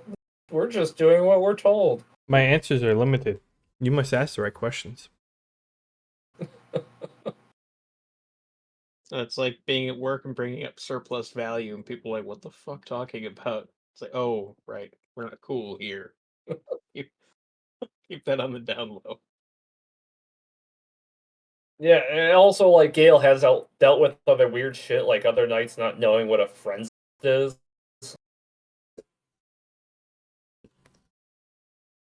So, like he's not completely a stranger to knights getting weird about this stuff. The fact that they're weird about respawning is kind of concerning.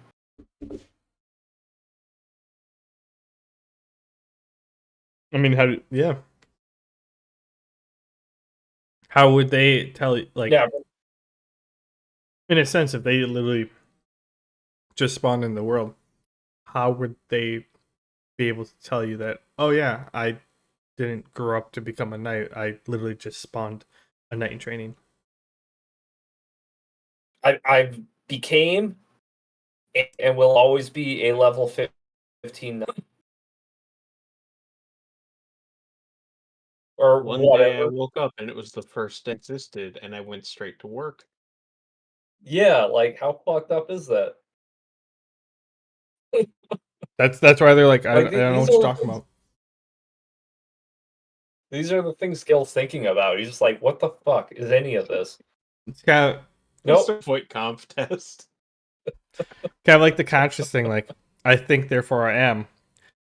At one point, they just started to think one day. That's when they became.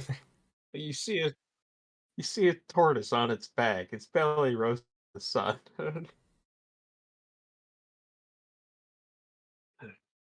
But I need to watch Blade Runner again. Yeah, me too. I still haven't seen 29. I haven't seen the original for years. 49 is excellent, but you need a lot of patience. I watched Dune. Okay. Because it is. Oh, it's. Yeah, same guy, same vein. It's a lot of incredible visuals. Like, I'd say it's, what, like 3 hours of the best desktop wallpapers you could ever ask for. That But sounds good it's to I me. really like good. it. Uh yeah, I do gotta take some sleep aids right now though, guys. I got get ready for work tomorrow at 4. Yeah, Oh, Hey, I'm trying to decide whether I should yeah. just keep playing games or if I should end stream and pack. either of you played Baldur's Gate 3? No, I'm probably not going to play it anytime soon since it's not gonna come out for PlayStation 4 and I don't know what I'm getting at PS5. I'm gonna be I think Armored Core 6 as soon as that releases, which is gonna be cross-generational. I've been looking at that. The only thing's missing for me is multiplayer. Armored Core 6 should have multiplayer. At least it should have versus lobbies. I'm talking like a story co-op thing. It might. It might. It's like I just can't do like a single player game anymore. It's just like, what's the point? Like for me, Well, a game is an excuse to hang out. past Armored Cores have had the option to hire mercenaries to aid you on missions, and they might supplement that feature with online support for multiplayer. That'd be baller. Because I Up, was looking at it and it looks sick. It Yeah. looks really apparently, I cool. don't have Baldur's Gate. I think it's on my wish list. Like, I was going to buy it, but then I just never did. Yeah. Well, anyways, I gotta go. Good night, fellas. Catch you later. Later. I'll give you a Baldur's Gate 3 heads up. There's a lot of eye stuff. So if that's an issue for you, I'll just tell you, I personally had the volume way down and just like the only thing I could see were the captions below where it's describing the noises my eye made in one scene. Oh. I mean, minor spoiler, but at one point my character had an ice pick in their brain. Yeah, I'm fine with that as long as there's no like Okay. flat out nudity as like for if I'm playing it on stream. I think you can choose whether or not there's nudity Gotcha. because you can have, yeah, but like I think there's a setting for that. Like streamer safe or something like that. I imagine so because there's like I'm not gonna say full customization, but there's customization to that extent. Not like at the Cyberpunk where you can pick your Not to that level. the member length. No, there's no there's like three different versions, but it's like how groomed is it? Let's go with that. That's fair. And it's just like barbarian, just like yeah, no, never, never had a razor in her life. But yeah, Was it always $60? yeah. Okay, I think that's why I didn't buy it. I think I was looking for, or waiting for it to like go on sale, and then Oh, okay. um, Yeah, because it's still new.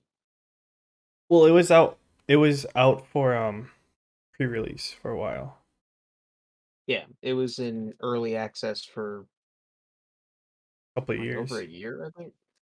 Yeah, and then as soon as it dropped, I was just like, yoink. A Because friend of mine is just like, man, been looking at that game. It's like, cool. Here. I was watching someone play it on stream before. But yeah, 'cause I was going to get it in early access. But I'm pretty sure it was still $60. I was just waiting for it to go on sale, and then when it did, like I already dropped like $80 on like a couple other bundles instead. So it's like, do I drop the $80 on like the Civ 7 or Civ 6 bundle with all the DLCs, or just on the one game? I mean, it's a heck of a game. One guy I play with has a crippling addiction to making characters.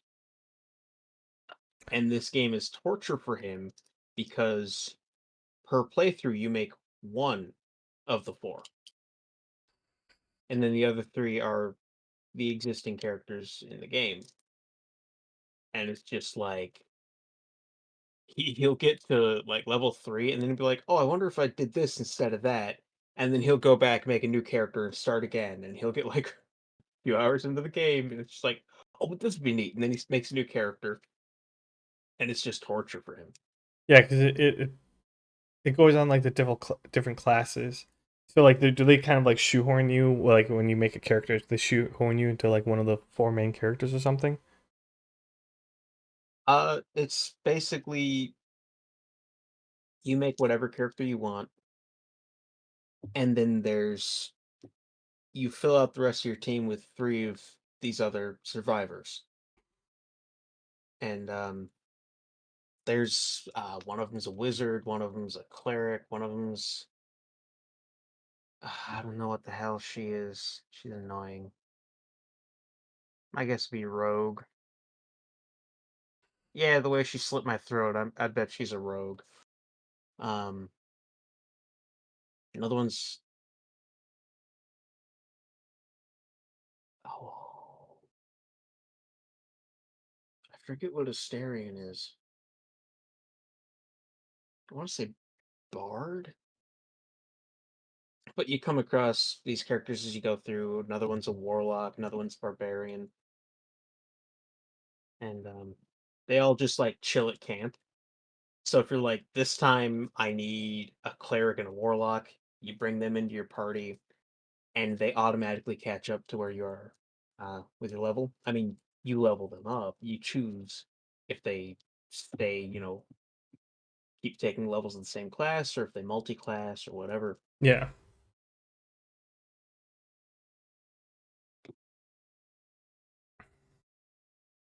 Sorry, I'm Yeah, trying to there's a lot there. add something to make it work. Something's not. Something is working, but something's not working. 2 of 2. Is it that one? Sure.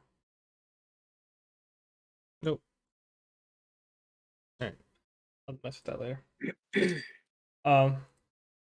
Yeah, up I'm until gonna this have one, to. the only D&D game I've been playing is Solasta, which, I mean, it really scratched my buddy's itch for character creation because if you're playing solo, you make all 4 of the characters.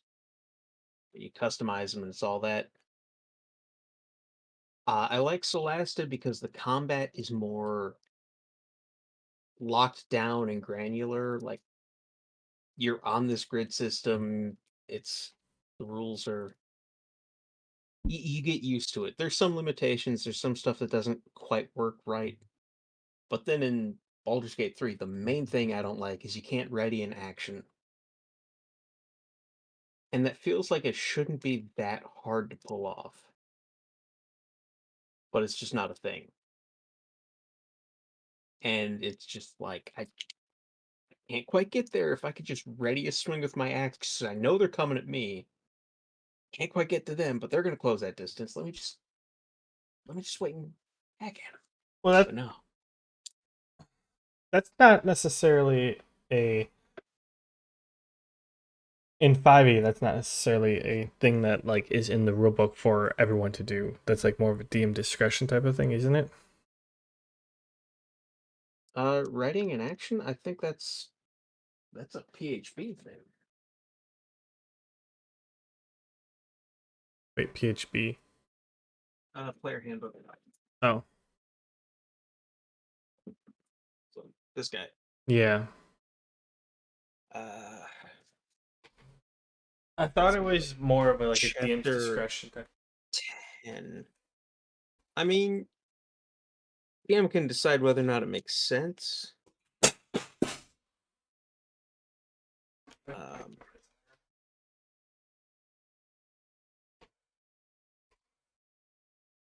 let's see.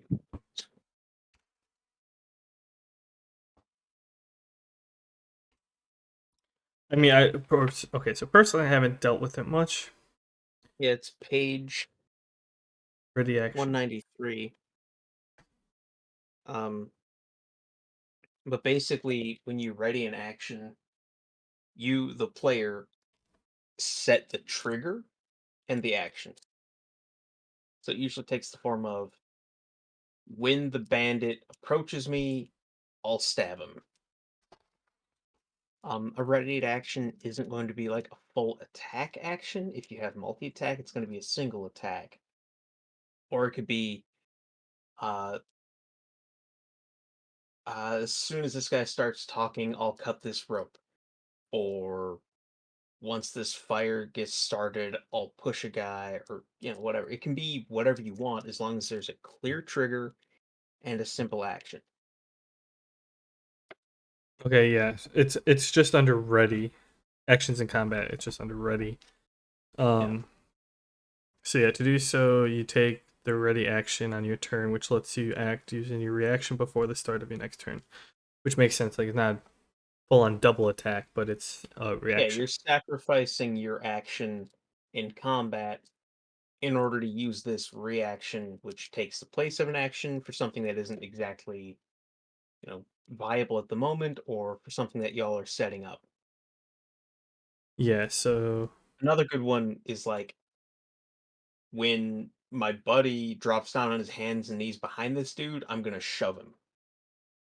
Like gotcha. trip him up.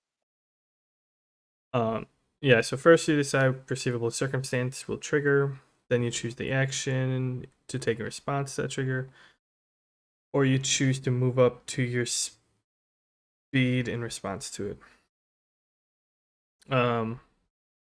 Examples: if the cultist steps on a trapdoor, I pull the lever that opens it. If the goblin steps next to me, I move away. Oh, that's cool. When the trigger occurs, you can either take your reaction right after the trigger finishes or ignore the trigger. And you can only take one reaction per round. When you ready a spell, you cast it as normal but hold its energy, which you release with your reaction when the trigger occurs. To be readied, a spell must have a casting time of one action, and holding onto the spell's magic requires concentration. Oh, there's one thing that's been tweaked. The casting time has to be one action or one reaction. Oh. Yeah. I think even J Cross said that. I think so. I'd have to look it up. But because the best use of readying a spell, in my experience, is like halo jumping. You know, in military halo jumping, you jump out of an airplane at like 30,000 feet and you open your chute at like Yeah, high altitude, stupid low low, open. like 400 feet. Uh, it's that except with featherfall. So it's just like I'm gonna jump off of this cliff that goes down. I don't even know. Let's just say 3 miles. And before we hit the ground, boom, featherfall. Because if you featherfall from the top, it's gonna wear off before you get to the bottom. Yeah. And if you treat it as only a reaction, well, then it's gonna be procking like a dozen times before you get to the bottom. Best of luck. Um, I could. so Okay. we've done it in games where it's just like, yeah, we're all gonna jump off, we're gonna hold hands, so we don't get, separated, because that would be rough. I mean, the barbarian and the monk can take it, but not many of the rest of us. The monk Yeah, just did bang, just featherfall right a before you hit. tuck and roll, and yeah, 3 mile Yeah, fall, I just mean, tuck and roll, and you're monk good. slow fall is insane. Yeah. You get a monk to, I think, level 14, and at average damage, you can tank the maximum fall height. Because fall damage caps at 20d6. I forget the math, but like, yeah. And it's just like, okay, cool. If the fall damage is averaged, you'll survive without even taking any damage. But it's I think the only other person that would survive that would be like a werewolf, because they're immune to bludgeoning damage from non-magical attacks. And since getting hit by the earth is non-magical bludgeoning damage, Yeah, I you would. drop them off the skyscraper, they're fine. I could see that. No, I never thought of the Halo jumping one, or like float. I guess that one works. That's a druid spell. It's come in handy. There's one time we were in the abyss and we had to, I forget what level we were on, but we needed to get to a level that was like 100 levels below us. And I'm like, we're not going to survive fighting our way through this. And I just come across this hole and it goes down seemingly forever. But it's like if we can just sort of aim for that platform and just feather fall before we hit, that'll save us some time. And yeah, That's yeah. Yeah, I guess as like our group, we haven't really done much with like much in like like I guess reactions and readiness overall. But yeah, I'll have to think of bonus action abilities that I can come up with for Sven. oh yeah, I was Just to looking at make the your most out of the character action sheet, and economy. you have some uses to spend. Oh, I have more than that. That uses to spend was from like session 2. Like I hadn't completely filled that out. What would make sense for you? Um, in all honesty, you could do a if you had like a potion ready, um, you probably could like if you spent um a minute like tipping arrows, technically like dipping the tips in, I could see, I could see something being as simple like, oh, if I it'd be like a pre-attack action. It's I want to shoot these guys, so it's bonus action. I'm gonna take this dart, and I'm actually going to dip in here. And since it's not like you could say cured, it only does like half the effect type of thing. So like um, if it's like a healing, like you could shoot something like hell, you probably could do like a dart or an arrow or a dart to your fellow teammate, and then dip it in another healing, so they get like 2 rolls, but only one is half or half type of thing. Be like 1.5 times the healing. Yeah. Camera's Otherwise, autofocus is bugging. It keeps like moving in and out and in and out. I know the one time it was because the smoke blew up, but yeah, that last one it normally doesn't do that often. It's ghosts.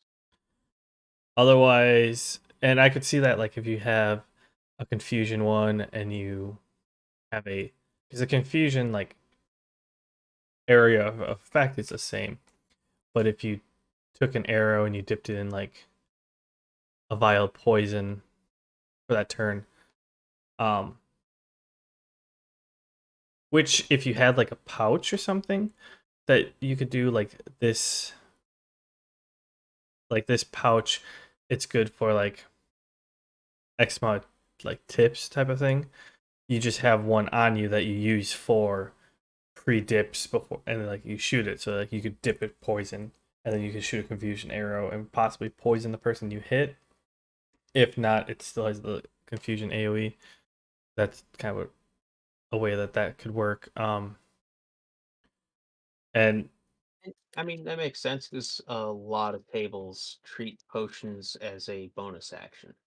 yeah, Just so because having that as a full action is just harsh. Like, the last thing you need is if you need to be chugging a health potion, you don't also want to be giving up your action to do that.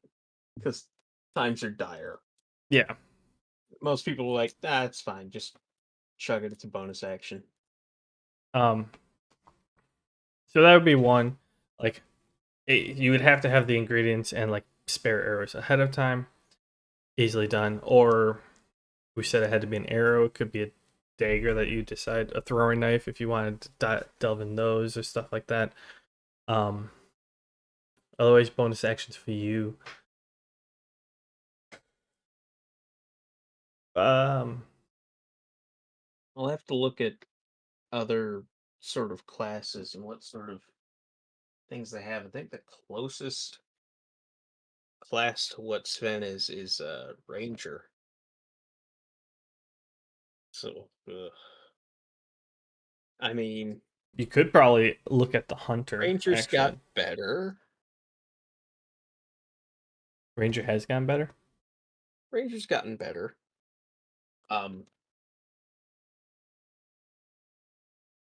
Natasha's. I do have to say, playing a hunter is kind of difficult. Have you ever played a hunter? No. What? Is that a Ranger subclass, It's or is that its own class? Ranger Druid subclass. So there's a couple different ones. Um, the but like one of your options is having like a celestial animal as a pet, just like a druid. Or I know like rangers you can have like birds as pets. Um, Hunter like you could. It's kind of more open like druid. I do know though for the it has all horizons available for it, which is the druid level 0 spell and ranger level 0 spell. So your spell list that you choose from is ranger and druid, but you pick the lower level. So like if druid you learn something at 1, ranger you learn something at 2, you pick level 1. Yeah. But the difficulty though is unlike where pretty much all the other magic users where like you have all your spells and you just technically prep them, which most DMs don't even do. You just keep track of how many spells you use and finalized that way because it's as a hunter, you still have that, but you also only know a certain number of spells. So like it takes that to the extreme or to even further. Like it's not even like a choice on whether you prep them. It's you pick spells and those are the only options you have. But you get to choose from druid or ranger. The only So it's sort of like when a sorcerer levels up, where instead of adding anything to a book or picking, like, you pick a spell and that's the choice you've made. Like that's the one that gets added to your list. You don't get to, like, on a long rest swap it out for anything. okay, so That's what maybe you that's got. where they got that from. Okay. The only exception though is I think they're called Horizons. They're the level 0 druid spells. You know all Horizons. And or they don't count towards your thing. Oh wait, they're not in here. It's Pathfinder. But also Yeah, I was gonna say level 0 in D&D speak. That's cantrips. yeah, that's I can't remember if they're called cantrips or if they're called Horizons in Hunter. And essentially they're just the level 0 cantrips. Or the cantrips from Druid and Ranger, I want to say. I think that's like in D&D that'd be equivalent to the primal awareness, where rangers get sort of an idea of what's within a mile of them. They sort of tune themselves into nature and they just know where things are at. Yeah, something like that. I mean, the vague version I just described is way better than the original version, which is, you know, there's an enemy somewhere within a mile of you. You don't know the range or direction, you just know it's there. It's like, what the fuck is the point of that? Let me pull up really quick. Yeah, Tasha's has some great rangers. I Books. haven't actually looked at the Fey Wanderer, but the Swarmkeeper Ranger is just great. And then they fixed Beastmaster, which is cool because your companion levels up with you. So instead of just being stuck with a wolf, and then it's like, well, that wolf died immediately because it's tier 4 and it's a wolf. They actually have a chance of keeping up with you. Yeah, I think Kenny had issues with the scaling of my with the scaling of my tiger because I had a tiger as mine. Um, And in Tasha's, their health goes up 5 times your ranger level. So that's cool. wait, what is that? So your Beastmaster companion, Yeah. their hit points 5 times your ranger level, which is nice. Okay. So here, yeah, Hunter in a hybrid class, right off the bat, it says though both the Druid and Ranger can have animal companions, the Hunter takes this bond to the next level, forming a deadly duo with her savage ally. He's like you get bonus benefits for having it. I actually found out later because it took me forever before like I actually finished making my character. But there's also this thing where you're whatever whenever you earned a teamwork feat, your animal companion also learned it. Oh, that's nice. So I end up having a combination of like um it was outflank and two other ones. So essentially with just me and the tiger, if we were flanking the opponent, we were attacking their AC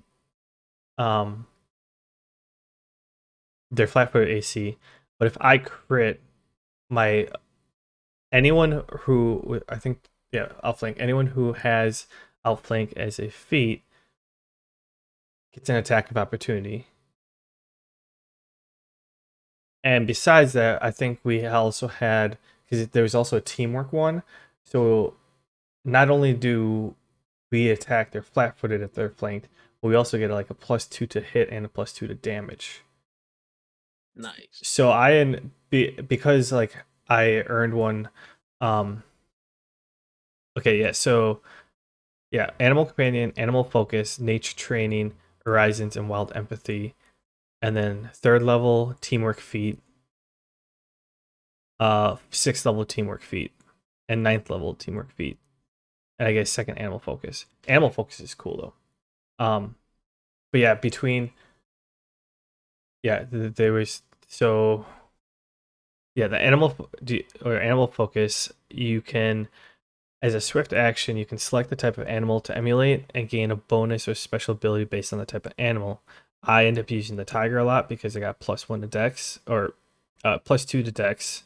It increases to +4 at 8, level 8 and +6. But they have like a bat. It's like a cooler version of 3.5's familiar rules. Yeah. So Okay. bat, you gain dark vision 60 feet. Bear +2 to constitution, bull +2 to strength, falcon +4 competence bonus on perception checks. I used an owl a couple times, +4 on stealth. Snake was more opportunistic. Stag if I want to run. So like you gain that in 1st level. Nature's training. A hunter counts her total hunter levels as both druid levels and ranger levels for the purpose of qualifying for feats, traits, and options to modify or improve animal companion. And then wild empathy, like I can immediately make a wild animal like. You can do the Jurassic World Velociraptor thing. Yes. Oh, here we go. Precise companion. At 2nd level, hunter chooses either precise shot or outflank as a bonus feat, and you don't need to meet the prerequisites for this. If she chooses outflank, she automatically grants this feat to her animal companion as well. That's cool.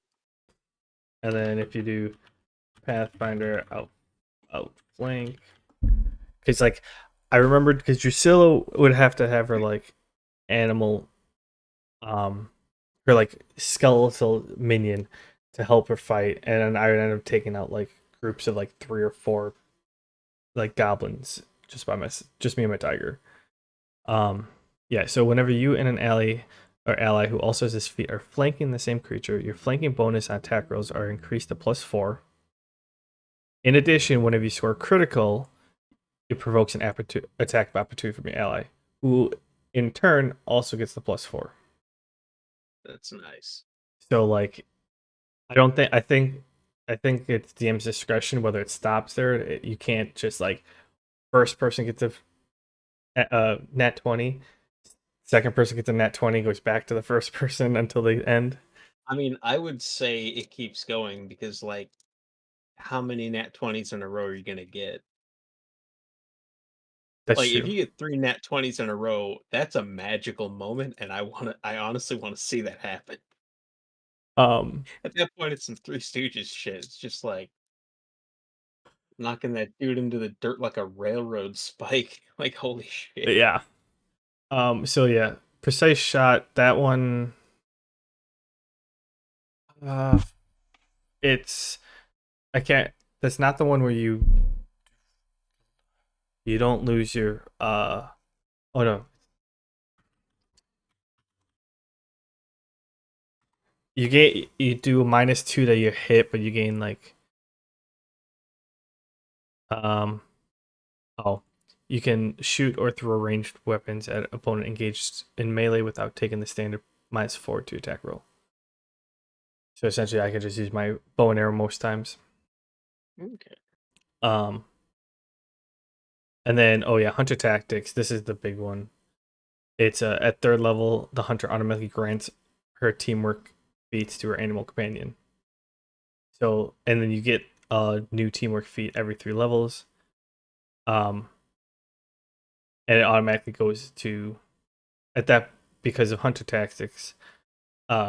Whatever ones I get, I pass on to my companion.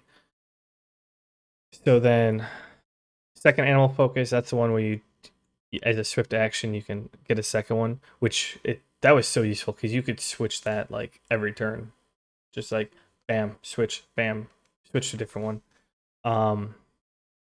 Bonus tricks. Those are interesting. That's just like feats for your animal. Woodland stride. You and your animal companion may move through undergrowth without suffering penalties. There are different variations where ones instead of woodland stride, you get urban stride, so you can run through cities just normal. I think Kenny switched his campaign around that time. But yeah, this table here, like this is the amount of spells that you know. You don't prep any spells or that. This is just what this is the sorcerer style. Yes, you still do spells per day. Like I was able to find a bunch of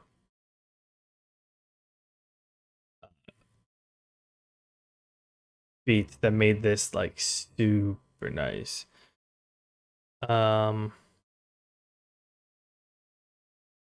trying to find on if you could where I saw maybe it was just on this the P20 PFSR or whatever thing it is.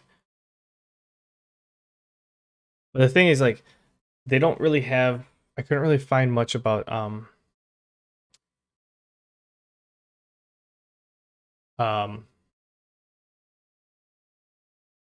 like what's how your animal companion scales with level.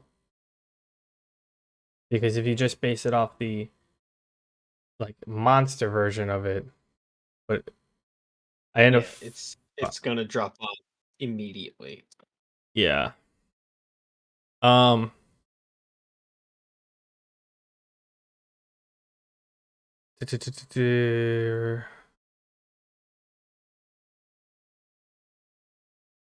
So spells.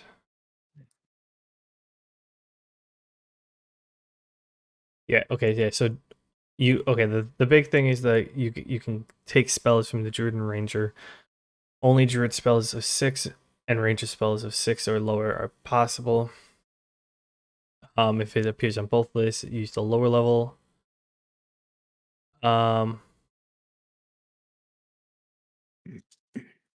hunter can cast any spell without preparing ahead of time to learn something blah blah. That was something. Yeah, Animal Companion is bottom right of that page. Yeah, I was looking at I read that section, but it looks like it keeps going. So for hunters, it's called Horizons. Hunters learn a number of Horizons or 0 level spells. They do not use any slots or could be used again. Okay, so maybe I played that wrong, but like you don't get all the Horizons, but so essentially you can cast cantrips over and over and not have to worry about it. Yeah.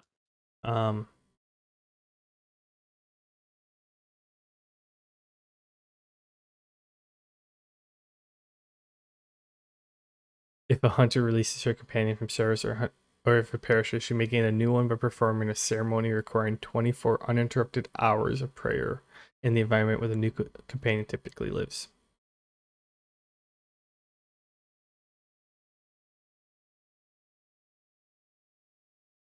Yeah, it doesn't look like it levels up, which is rough because, like, the second someone throws a fireball at you, it's over.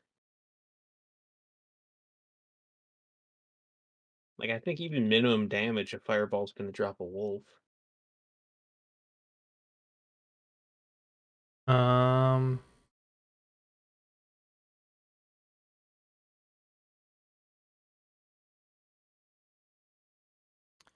Yeah, I'm not sure. Anyways, so for that, I ended up, I think, what was it? Pathfinder, Celestial.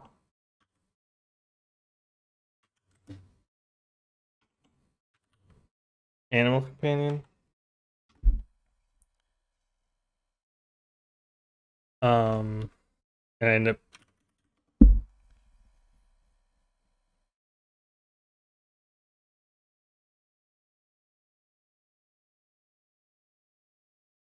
I think I just end up going in here. Maybe not. I end up just like searching for one, and then I end up finding one. I think it was like this.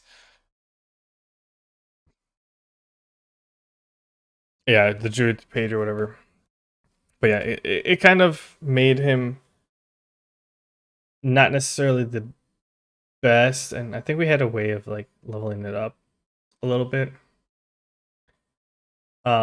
But the whole teamwork feats actually just made. Oh wait, no, it's Big Cat, isn't it?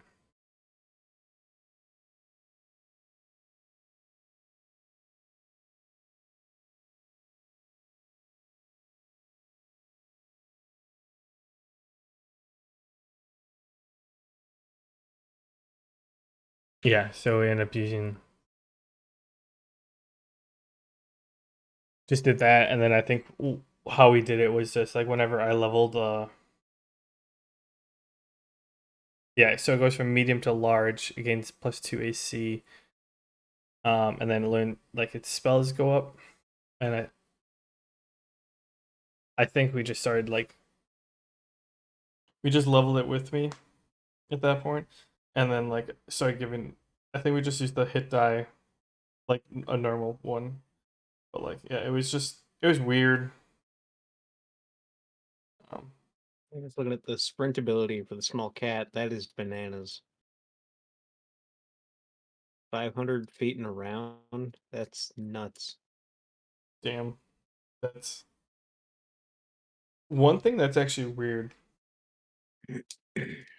So like this site, I mean, it's useful because it has lots of information, but like I don't know if like per turn is it 1 bite and 2 claw attacks.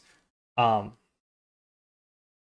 Also, I didn't know like if it was a is this all one attack action?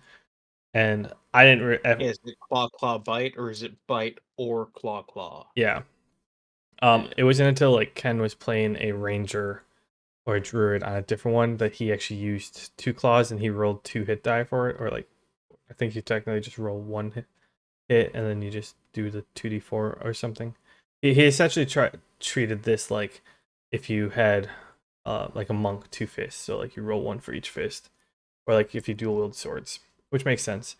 Um, the pounce here though, Honestly, it feels low because, like, I'd rather get stabbed with a dagger than a serious swipe from a tiger. Because yeah. that's like, ooh.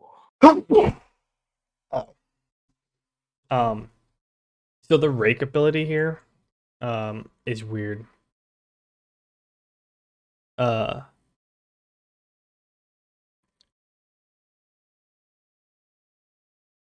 so you gain extra natural attacks. So if the tiger grappled a foe, it gained 2 free claw attacks. So, but I have to already be grappling at the start of the turn, so I had to like prevent or hope it didn't roll high enough to break free, which can always roll high enough to break free. Which, uh, yeah. So if it starts its turn, it can use rake, which is um in addition to my attack action. It's just a special thing. But what's nice is Pounce, on the other hand, when it becomes a large creature, when it makes a charge, wait, it can make a full attack, and including rake attacks, if it also has the rake ability. Oh, that stacks nicely. So like you can do a charge attack and pounce, or you can pounce, which is a charge attack, and also add the rake on top of it. Which I don't think you're still, they have to like break free of a grapple at that time, but I'm not sure. I don't know. It was a kind of a weird build, and I like it. Would I have done it a little differently? Probably. Once I mean, granted, I kind of wish I didn't wait until like I was 8th level or 7th level before I actually like filled out all my feats and everything. But you know, that is what it is. And you don't get your second base attack till level 8. Oh, I wonder where. I don't know if I was ever online. In terms of the skills or whatever, or the feats. I might actually have it here, which, I mean, if you have to get off, feel free to stop me. But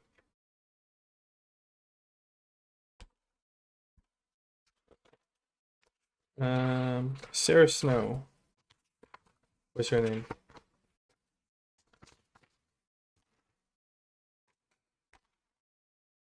So, Pathfinder.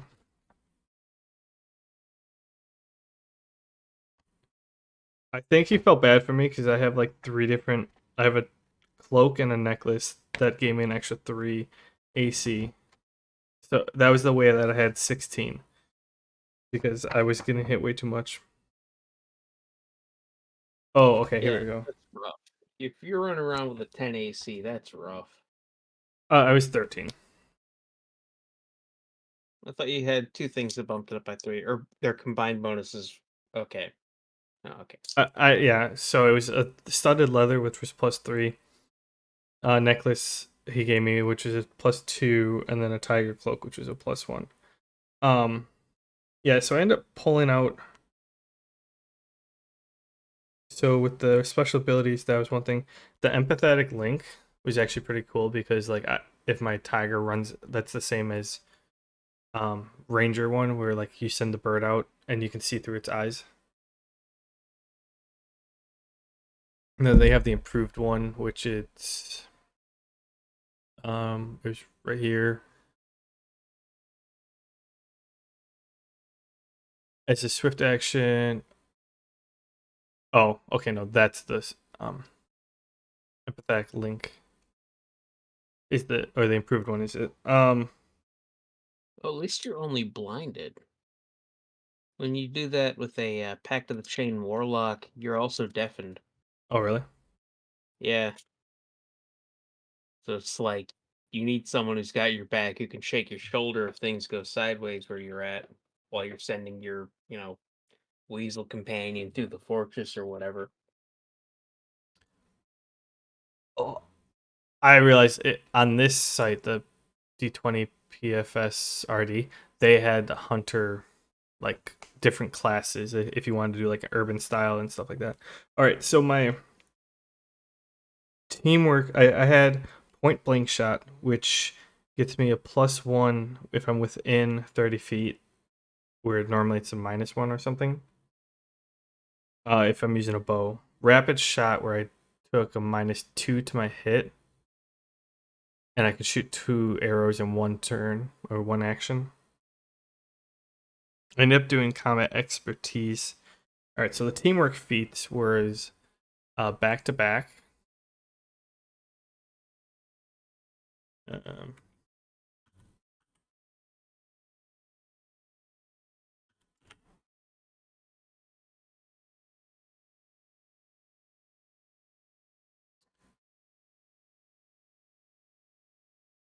While you are flanked and adjacent to an ally with this feat, you receive a +2 circumstance bonus to AC against attacks from opponents flanking you. Stealth synergy. I don't know.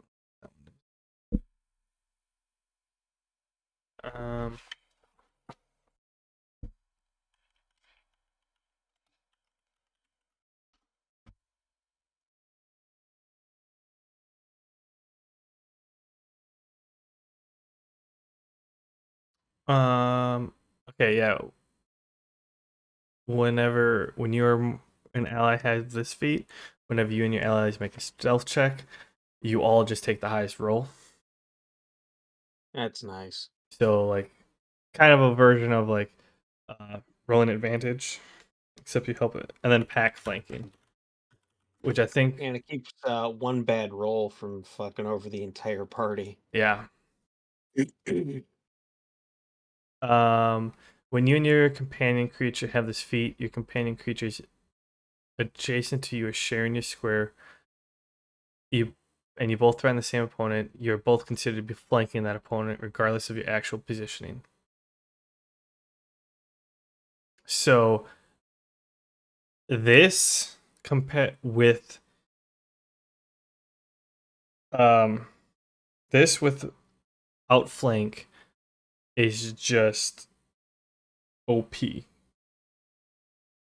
because especially because it's teamwork.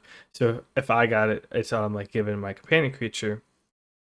And I think that's why I got combat expertise, is because this one required it. But like, so just from those two, I can either be actually flanking an opponent, I could be next to my companion animal, and we're still flanking the opponent. And then at that point, if as long as we're both attacking the same creature or enemy, whenever one of us hits a crit, it's attack of opportunity for the other one. And I mean, if it's Tiger, that's big enough to ride, so you could be a mounted combatant and still be flanking. Which I did actually use my tiger as a once we hit level 7, because it was large. It's my means of travel. I mean, yeah. If you're on speaking terms with the Tiger, why wouldn't you? Right. The suckers are huge. So, yeah, redoing it, I probably would have oh, my dex modifier was +3, so I ended up sitting with sorry, I was at a 13 before, and then I got +2 and a +1, so I ended up sitting at 19. And then if I use the tiger ability get the +1 or 2 for that, then I was like a 21. Yeah, 21's pretty decent AC. For sure. And I'm pretty sure that was only because Drusilla, like, Donnie is one who always asks for freebies, and then Ken gave him a bunch, and then all of a sudden, like, it just hit the point where, like, he was here and I was down here, and he's like, ah, shit, I need to balance this out a little bit. I mean, you can get in D&D 5e, you can get an AC of 21 at level 1. Clerics, I level know, 1. could. Where's the,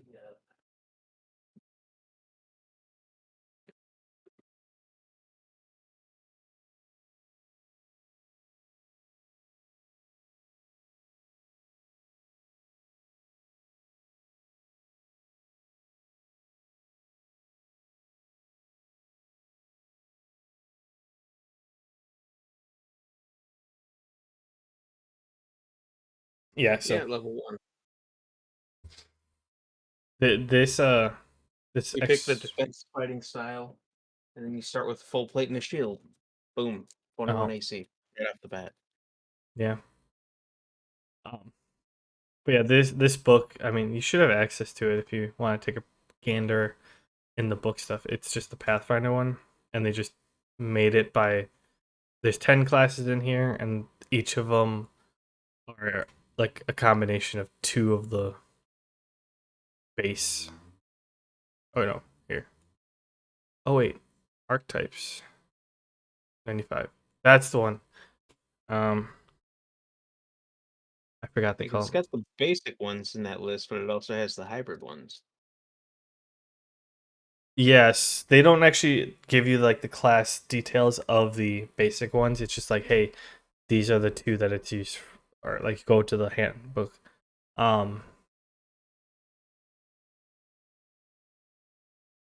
I don't think I chose an archetype. Fight, heat the color needs to somewhere in spite of higher power. The feral. Oh yeah. Oh yeah, the feral. You don't have an animal companion, but you become an animal yourself.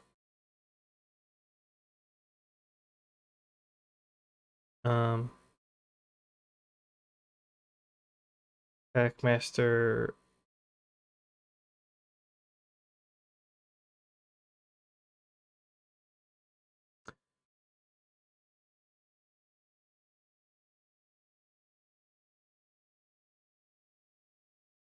This. Oh yeah, you take your. Okay. You can have more than one animal companion, but you split your level to the amount. So you could have like if you're level 4, one level 4, or 4 level 1s.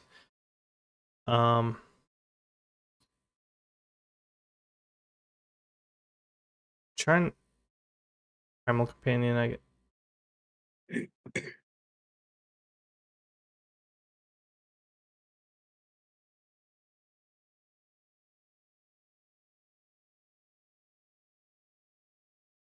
Oh, that's kind of cool.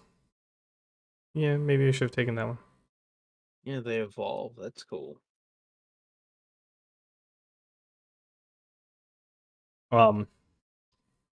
This one's weird. The Verminius changes your animal focus, and it's to the other stuff besides the normal one. You sort of turn it into a swarm. Yep. There's a Swarmkeeper Ranger in Tasha's, which is pretty cool. Had an idea for one of those where they had like one of their lungs was just an entire beehive. Oh Jesus. They would just scream bees at people. Thought that'd be fun. Yeah, I'm not sure where I saw the urban stride. I think the PF or D20 PF whatever that is. That one you can have I think someone made a like a hunter, but like essentially it's a bounty hunter type of thing, and they moved to the city. But If only you could be some sort of canid race. Or you could be Dog the Bounty Hunter. oh, canine. Okay, I heard Kanan, and I'm like, and it didn't click. Canid, CANID, canine, Oh caniform? You know, dog people. yeah. Okay. Now I'm following, but Remember there's one time I came across some sort of dog people, and they were called Corgans, which is great. They were fantastic. But we were going through, and there were two of these Corgan knights, and they absolutely would not allow us to continue down this path. And it's like, no matter what we did, they wouldn't take a bribe. They wouldn't believe us. Just wouldn't let us go. And I'm just like, I gotta try. I took a few steps off the trail, found a stick, and I waved it in front of their face and just whipped it into the woods. And yeah, they just like a shot after it. And I'm just like, okay, let's go. Let's get out of here. That was fantastic. all right then. I mean, sometimes you just gotta try the dumb thing. I keep trying to get I always made puzzles for Donnie and Gnome or Man Bear, and I would end up like having to walk them through it sometimes, which I think is what spawned Donnie to now put on his character sheet of brute dungeoneering, where he just literally brute forces his way through it like a trap without triggering it, and I'm like, that's not gonna work all the time. He literally just want to like break through puzzles that I make without even having to try it. I'm like, you're still gonna take consequences. For sure. I'll There's let you only so break many it. puzzles you can fix with a hammer before all of a sudden it's just like, yeah, okay, cool. You got through the lock, and all of the poison that was inside of it is now spraying everywhere. Have fun. I just think it also is like if it's like if you had to like solve a Rubik's cube, I think he was like you can either just smash the Rubik's cube and say, "Hey, I won," or it's just a way of speeding up. Like I'm just gonna sit here and do like 20 hours within 1 hour type of thing. And just sit there and like, oh, I'm gonna take a 20. It's like it's a riddle from a book for kindergartners, my guy. You can't take a 20. Just sit there and think about it. I'm just realizing that these archetypes, like there's 2 monk archetypes, there's 2 paladin ones, and some ranger ones. Like apparently that the so advanced classes they added archetypes for the normal ones. I need to find my. All right. I think yeah, so I know 2 characters that I'm going to roll and record. One it's the one that we just made for the module that Kenny ran, and I made a fighter who his backstory is he's a chef with a gambling addiction. So yeah, he's a chef with a gambling addiction, which drove him into fighting because I went like the brawler style because he started off and to pay off his debts, they would put him in like underground fights type thing, and he could if he won, they cleared his debt. But then as it started getting more and more, then they sent him off to do, or then he started going off to do quests or adventures to earn the money to pay off his debt that way. Whether it was like it was pretty much for the loan sharks that like, yeah, no, do this and we'll call it even. So then he became a fighter in that way. So I was able to convince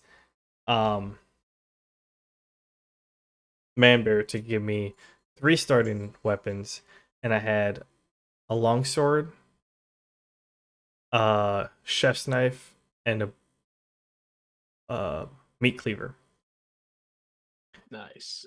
And not only that, I convinced him that so I could rotate out like the chef's knife and the meat cleaver because I technically am a chef or whatever, and I worked with him and I got the fact that like if I use a chef's knife and if I like targeted and rolled high enough, I would inflict bleeding.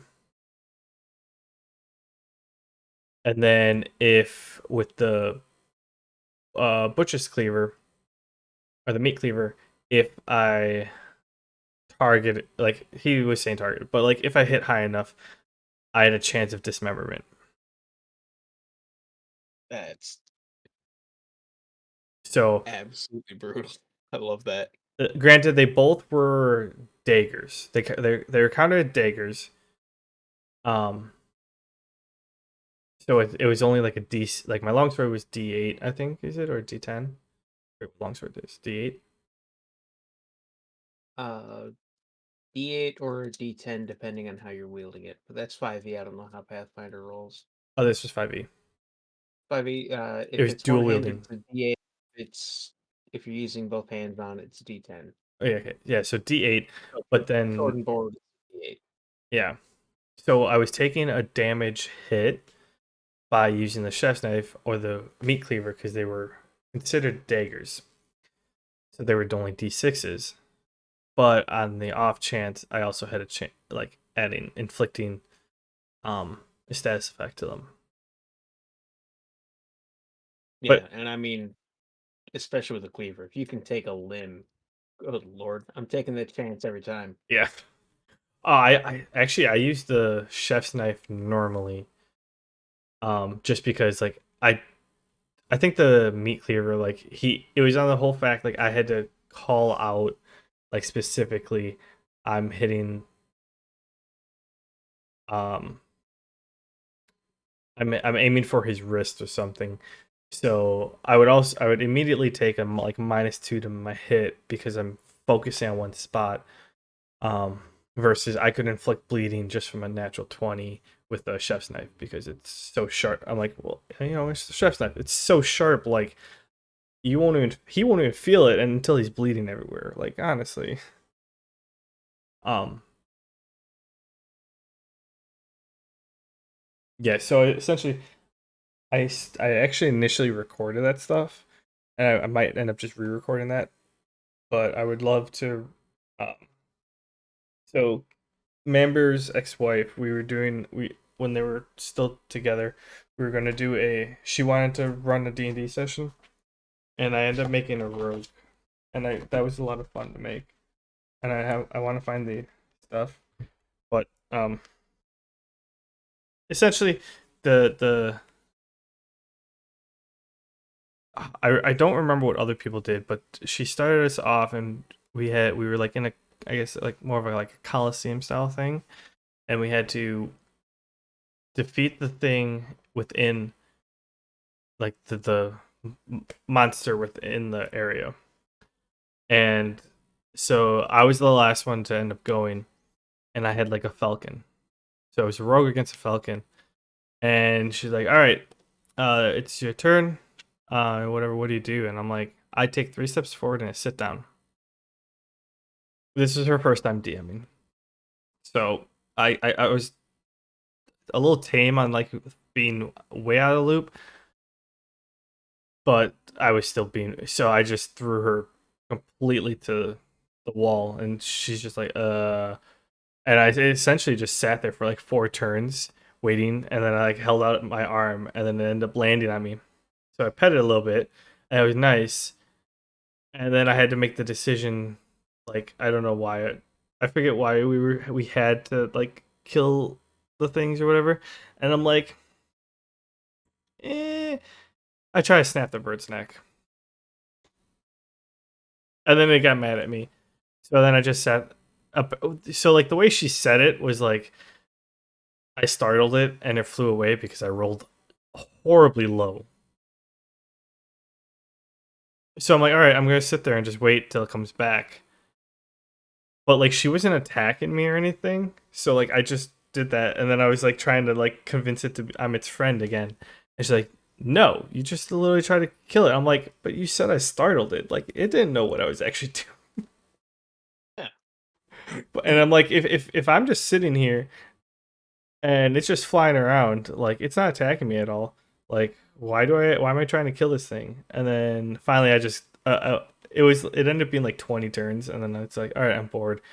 And like one turn just popped it out of the sky and done. Yeah. It's fun whenever someone's running for the first time because it's just like it's so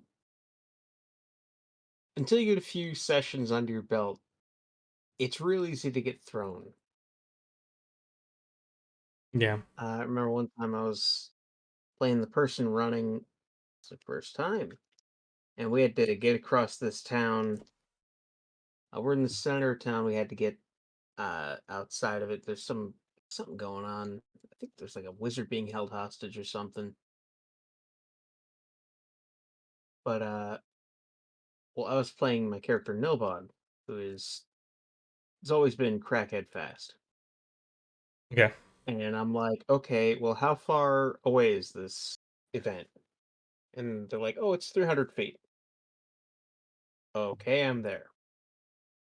They're like, what? No, you can't. You can't be there. It's it's gonna take so many rounds. Like, there's encounters in the way, and like, I have winged boots, so I can fly at will up to my movement speed. My movement speed allows me to go to where that is. I have 30 extra feet of movement while I'm here. Is there anything you need me to pick up?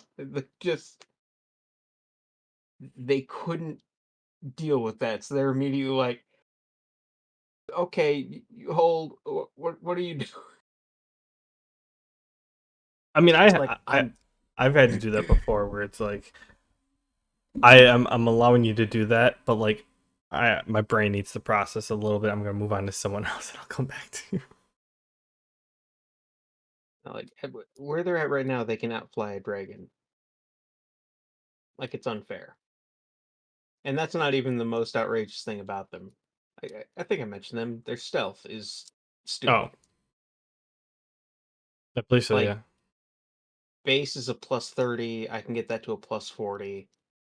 Last time I rolled it, it ended up being a 58 stealth roll, Jesus.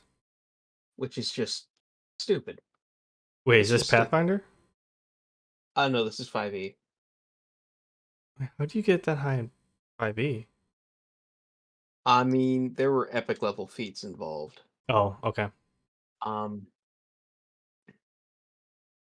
so their dex is above a 20.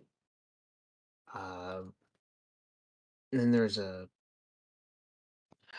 think, is that a DMG? 'Cause I know for Pathfinder it's possible because you end up having like the ranks and stuff. So you put like point into with you get a +1 for like every rank you dump into a spell. So you could take all your ranks just complete. Oh, but your ranks can't exceed your current level. But like it's not uncommon to have like +14 to something on like higher level people. Because you also can get you like it's like your ability score, proficiency, and then ranks all added together. There it is. The boon of undetectability. You gain a plus 10 bonus to stealth checks. And you can't be detected or targeted by divination magic, including scrying sensors. Didn't know that part. Just saw the plus 10 and like score. So yeah, their baseline stealth is a plus 30. They have the spell pass without a trace, which adds 10 to that. It's unreasonable. Yeah, that sounds like it. Damn. But then again, like that's all they can do is move quickly and be sneaky about it. Their damage output is garbage. But if you need someone to infiltrate a place, they can do it. There's like a couple different ways they can teleport. Very Um, specialized, sounds like. yeah, teleport through shadow, which is nice because wherever it's dark, they can teleport 30 feet and they can make it dark. They have the darkness spell. Even better. I mean, 3 levels of Gloomstalker, which means that anything that needs dark vision to see them can't because they're invisible. So, like, if they're in the dark and you're relying on dark vision to see them, and you would have to be because scrying doesn't work, I suppose True Sight would spot them. That's about it. Oh, Blind Sight. oh yeah. Blind Sight, True Sight, those both would attack it. Tremor Sense, not really, because they don't like touching the ground if they don't have to. Too many run-ins with bullets, purple worm or two, but I'd say so like going with like the DM being easy to throw. That was kind of Manbear and I like mission with Donnie because it was his entire first campaign. And it was kind of how he had it set up was it was based upon a story that he had written many moons ago or years. And so like he kind of it was pretty much like he made his own module in a sense. And so it was very linear and so like after like the first session, the member and I like did everything in our power to do what he didn't or to not do what he was telling us to do. Because he made it I'm gonna very force you into improv. yeah. It like his he at that time like he was very suggestive instead of just like you're here, you can do whatever you want type of thing. He was like, okay, you guys go into a room, you see this stuff in there, you could do this, and that was about it. Like he would suggest two different things, and so then like we would sit there for like 5 seconds, be like, well, I don't want to do either one. I want to actually do this over there. where like it was just he was too telegraphed on what he wanted us to do because like it was his own fault because he was suggestive in that sense, and so like he ended up just Like, I get that you want us to save the orphan, but we want to help a cat run for mayor. pretty much. So there were some times that he put Ixnay and like DM lawed us into his own stuff, which is fine, whatever.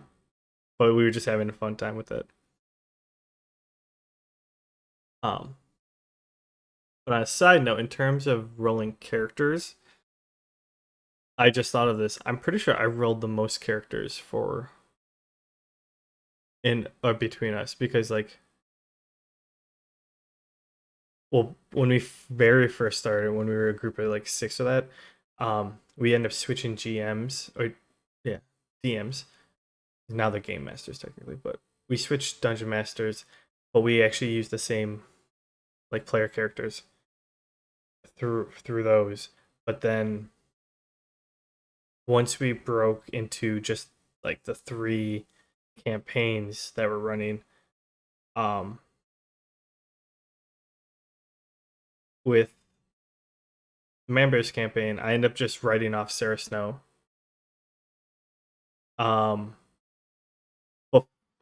Before we lost our 4th, I had to, or I didn't kill off, but Donnie ended up forcing me to choose a new character because I inflicted Berserk on myself. Which that was my favorite moment ever. There's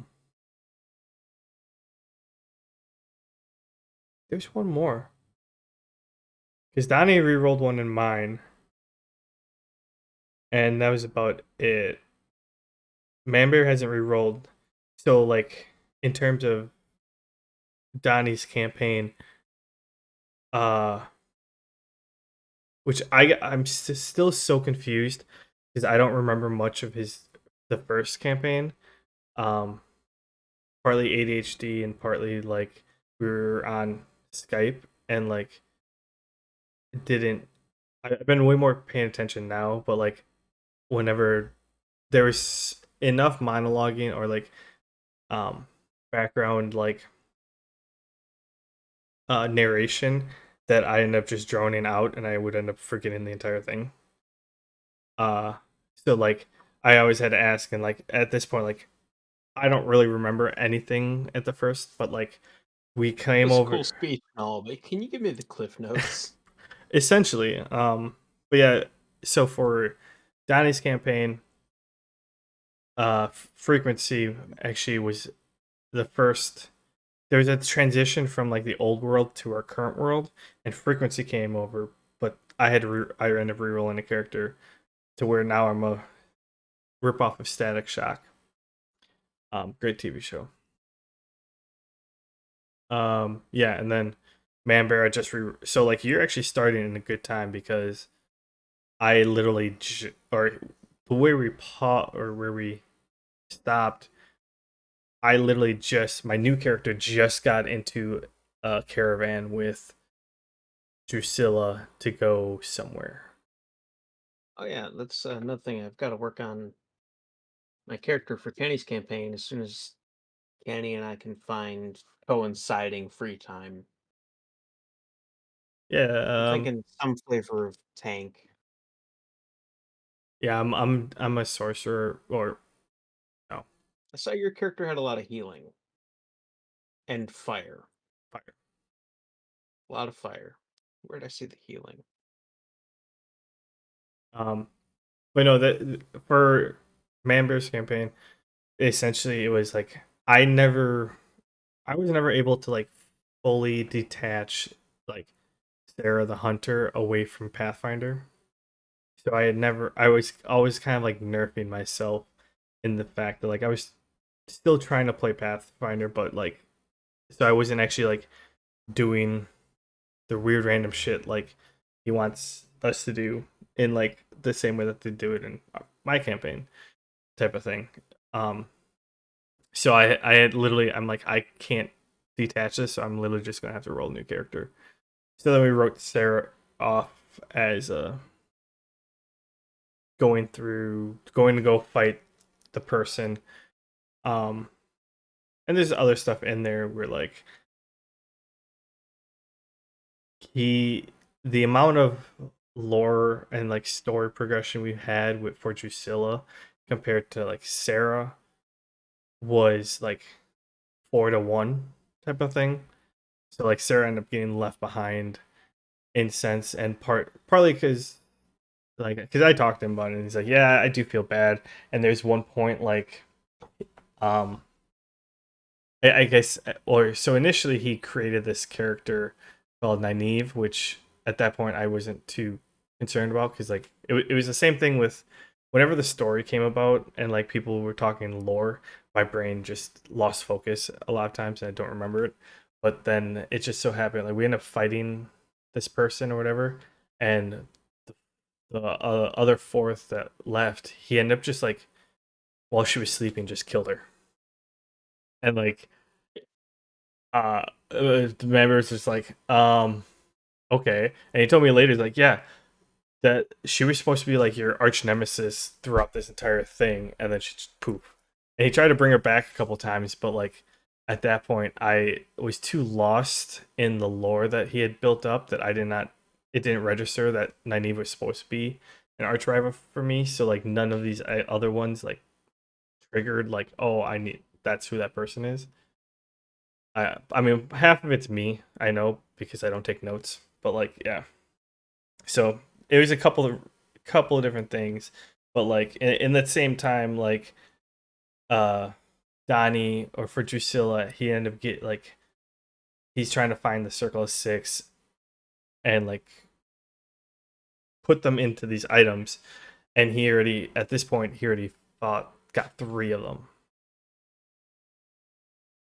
and Manbear made an attempt to like bring me back to my home because part of like Sarah, like she ended up growing up in the like getting rescued by a woodland tribe, hunting tribe or whatever, and I fully described to him what the tribe was like, but when he introduced it, he was like a traveling hunting tribe when mine was very more stationary, kind of like Ewok civilization and jungle style. And so like we were talking and like we were going through it, and he ended up like making it simple like, yeah, this is your family, and Sarah's just like, no, it's not, and he's like,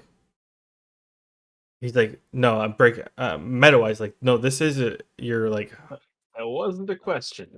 he's like, this is your family, this is a reference to your backstory, like this is where like the people grew up. I'm like, oh, okay, I get that, but it's not like this is not the type of so he got confused on that part and stuff, which is just I mean, at weird that though. point, you could like say a volcano like took out their home, and since they've been displaced, now they're wandering nomads. Like, I mean, there's a way to play it off.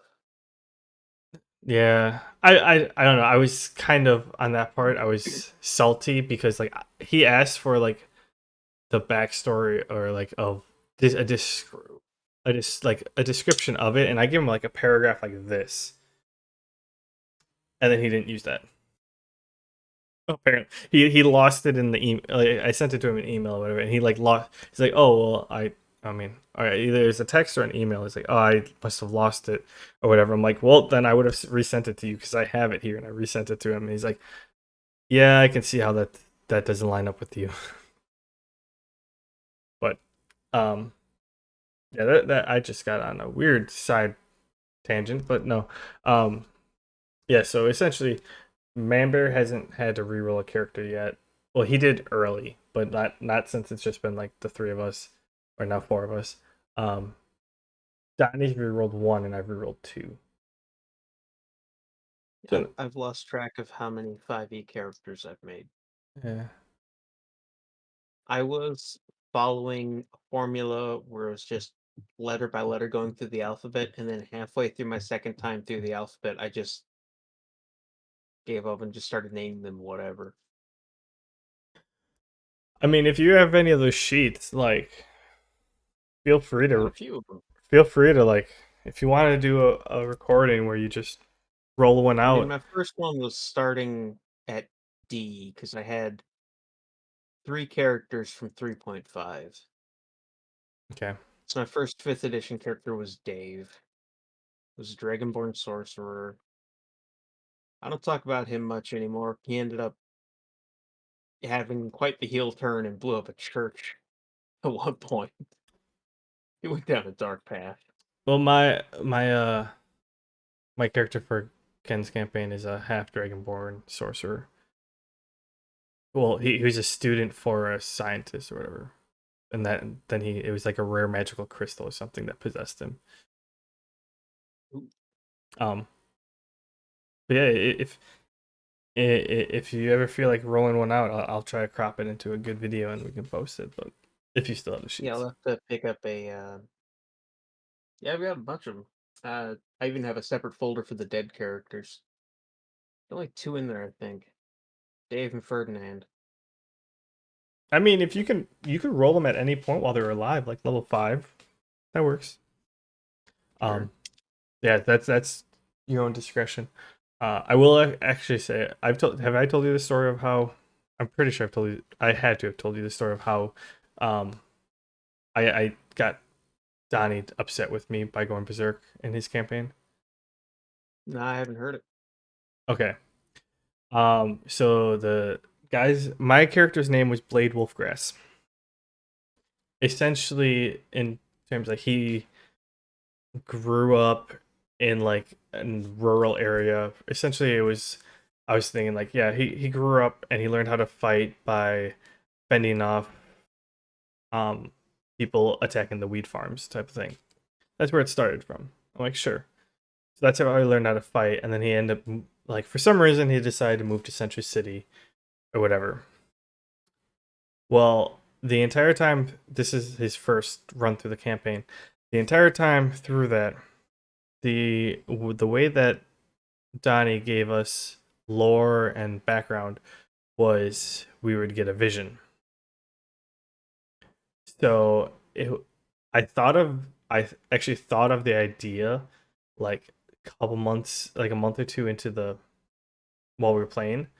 So, but it took a while. So like after like 2 months, I want to say of us playing, I started making comments of like, after we come out of the vision, like Blade would like make a comment like he's anxious or he's getting upset. He punches a wall in distress, like stuff like that, and just everly increasing. And it was like essentially like 2 visions before I actually went berserk. Uh, I'm like, yeah. I'm like, oh, after that, Blade is in the fetal position, heads on his hand, just screaming or whatever. Pretty much giving him the indication that like he's going mad by all these visions, and it was essentially just because like he moved to the city, then all of a sudden he's starting getting these visions and he's going nuts because of it. And I let some of those like the way he was like screaming out like these haven't happened since till I moved here and stuff like that. I was trying to I gave him plenty of a forewarning. I thought, well, essentially we were sneaking into think of who's Batman? Clark Kent was having a cocktail party or something. Yeah. And because that's who Gizmo Man or Gizmo Guy was modeled after. So essentially, there's this cocktail party, and we end up having to do something while we were there. We like swiped something off of someone, and while we were there, we had another vision, and at that point, like I snapped, and I told him, I'm like, all right, when you're done, I would like to do, or I'd like to or I told him, I'm like halfway through, I'm like, by the way, when we're done, I would like to start the actions or whatever. So he finishes his thing, and then I just went full out like Blade. I'm like, okay, like so as the vision is halfway through and coming to a close, Blade has his hands on his head. He's just screaming in pain out loud. And I'm like, yeah, then all of a sudden he flips the table, he grabs something, just starts throwing it. So like this person who can control plants, like or alter plants. This was the person who he wanted me to become like poison ivy, but I said no. But yeah, essentially he was doing this, but then he just physically was just like absolutely destroying this cocktail party because he's just gone berserk from having these visions all the time. And so like the whole point of us being there was to like bring out Gizmo Man or Gizmo guy. Fuck, what's his actual name? Whatever. The Batman character. Echolocating flying rodent person. Yeah. So like he was supposed to like possibly, we were actually there looking for him, possibly bring him out late, like you bring him out later or maybe not.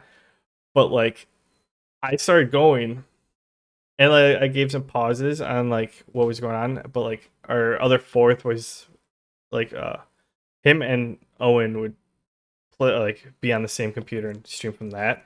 So I just started going, and I was waiting until he stopped me. And like the fourth that actually left, he went to like Owen. He's like, "Did he just give himself a status effect?" And like Owen was just frozen, not knowing what to do at this point. Um, until he just like flat out, he's like, "All right, well, Gizmo Man walks out, stuns you like twice, and then drags you off into the other room." And then so then we had a conversation of like, oh, of my consequences or whatever, like because of this I could do this. So like one, I accidentally made him pull out the main protagonist, the hidden person, like 'cause that's all he could think of what he could do, which fair play. um he brought it out way ahead of time and like gave up his identity, which is probably why he ended up switching universes type of thing. But yeah, so that's why I had to reroll a character, was because I forget what the two penalty things were. Like I could play with a debuff at something and or something else, and then like, but it was like he just switched off because I just completely ruined his storyline, I guess. So he's like, someone else take over. I'm pretty sure I ended up having to take over for campaign, running the campaign. But yeah, so that's why I had to roll a new character for. Or the time I gave myself, I inflicted berserk on myself to have some fun, and forced me to roll a new Now character. your old characters and grippy sucks. Huh? Now your old characters and grippy sucks. Yeah. No, it was fun. And like I want to say the time I actually like thought of the idea and the time I actually carried through with it was probably a month and a half. And like there was a ramp up. There wasn't just like I And decided. it wasn't out of the blue. Yeah, You were dropping some breadcrumbs. I was trying to. Whether they was as obvious I was trying to make them, I don't know at the end. But like, yeah, it might have been like he just kept ignoring it, and he never asked me about them ahead of time. And then I'm like, all right, well, yeah, I just picked the right time. We're in the middle of a cocktail party, and then it just Just happened. so I mean, you wanted to reveal his identity, right? You'd have to ask. Catman? No, we were trying to find him though. We weren't trying to like expose his identity, but we were trying to find him. And yeah, you'd have to ask Man Bear about the story part, but like I said, I don't remember much story at that point. I need to take more notes than I do. But Yeah, so I think I'm remembering now the type of character I was making for Man Bear's campaign. Uh, just some sort of tanky, healery kind of thing. So high AC, high health pool, and I think the health pool is where they're going to get some of their healing from. Like they'll deal like 10 points damage to themselves to heal someone else for 20, or whatever. Could be like a blood magic thing. That'd be cool. But yeah, just a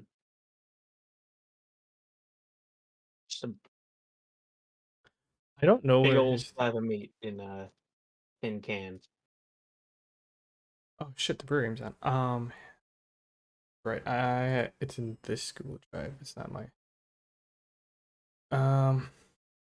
D&D can.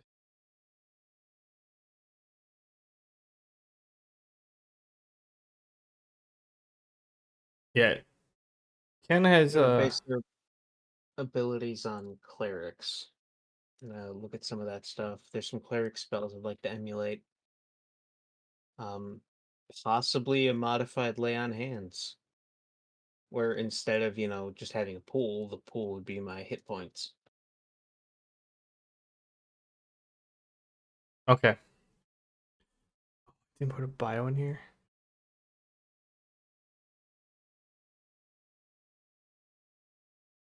Um. Oh yeah, I'm. So this enchanted book, I'm gonna have to go through and find some stuff because.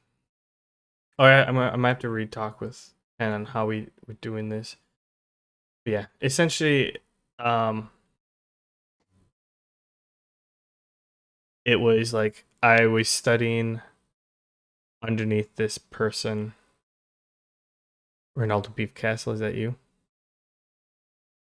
Yeah. Uh, Working title. That's not going to be their final name, but that's fair. I was a student or an apprentice for like um a historian or whatever. So like for magic and that. And essentially this enchanted book, the Tome of the Spirits, like I got in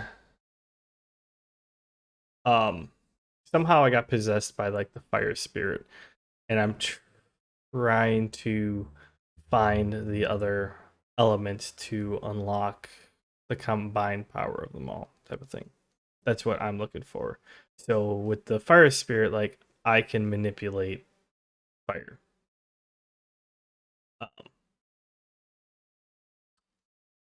Um, it must be in a text or an email somewhere that I sent to Kenny on because I did come up with a backstory for him. So yeah, I still need to come up with a backstory for Kenny's campaign. I've got, I wouldn't say backstory, but a whole lot about the character for Owen's campaign. Um, I told you about that character. you guys might have mentioned it once. Sledgehammer Disco. Oh yeah, they're gonna be a little bit out there. Picture like Saturday Night Fever, full like white suit, rhinestones, bell-bottom jeans, on roller skates the whole time, with a sledgehammer covered in tiny mirrors, so it's like a mirror ball, but I mean sledgehammer shaped, and it just wrecks shit. But during the day, they're a cop. But like one of those cops that plays by their own rules. One of those guys. And like they flip their badge around and it's like their superhero medallion. Just like I like that. I'm enjoying the shit out of it. I'm basing them on like you know how in One Punch Man they have professional heroes, that sort of thing. Vaguely, but yeah, okay. Yeah, so like Sledgehammer Disco is, he's a registered hero. He's like they know he exists, but then it's just gonna be like the Clark Kent thing where like as soon as he takes his glasses off, no one recognizes him. It's gonna be one of those things. I'm excited to see how he plays along. Yeah. I will say I'm curious to see where Manbear goes with his campaign. Uh, since he's the next one, because I think we've talked about it before, where he's had a couple stints where like he started going one way, and then like he ends up picking up and like just completely making all the other our last work like irrelevant. Like 'cause he like starts going down and then just like he loses he gets like writer's block or loses passion for the project because like he's trying to like do it it ends up being too micro and then he tries not to be too micro but he wants it to be and then just ends up like in the next time we play just completely like oh yeah you get taken to like a different area and it doesn't matter anymore like You wake up in the back of the cart. Hey, you're finally awake. They caught you trying to cross the border, right? exactly no I think this last one it wasn't as bad because like we kind of were setting ourselves up essentially um the city kept getting raided over and over again and they were gonna get stronger and stronger waves and we almost died the last round and so that's why like I convinced him to that was the one I had the whole existential crisis on Sarah Snow and was like I need to roll a new character and so Sarah ended up going off to go find the person like she ended up like leaving the town while it was being raided but like mid battle to look in the fog and um saw someone so she's going out to hunt this person to end it and that's when I was able to bring in a new person but like before we got to the city like we spent a good like 3 or 4 months like literally meticulously like building up a like we it was almost like a sim builder of like uh this lizard group that were outside like the city and like no one liked them and like we could run to the city like once a week and like we essentially were playing a sim builder but like it was in order to like raise like get the lizard raise them up so that they could fight this like the big baddie that he has well he ended up like losing he had like weekly things that he would then like send us like on stuff that's um happening and bad stuff what's happening well he ended up just like I don't know if lost patience or just ran out of ideas and so then like she ended up attacking early and just like just pulling us into a different universe like into like between universes with like it was her and like 3 dragons or something I remember and we were talking and then she ends up pushing us back down and now we're in the city that was getting raided but we're like 100 years in the future and the city that we're in used to be like the top emperor like empire city I mean it's called Golden Hill for a reason like it was the king was there and everything well essentially he developed a drinking problem and the city has crumbled and he doesn't like everybody started getting raided and so like if you're outside of like the palace area you were kind of screwed and the next highest power is actually like this lizard city that we realized was like the same location of the one we were building and then we end up going there and we end up somehow convincing them to bring us to the leaders and one of the leaders like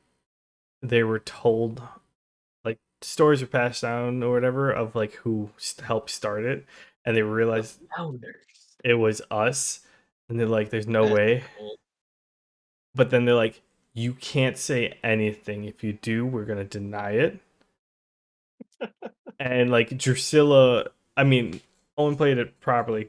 Drusilla essentially was just upset. It's like, no, I want my statue in the middle of the city.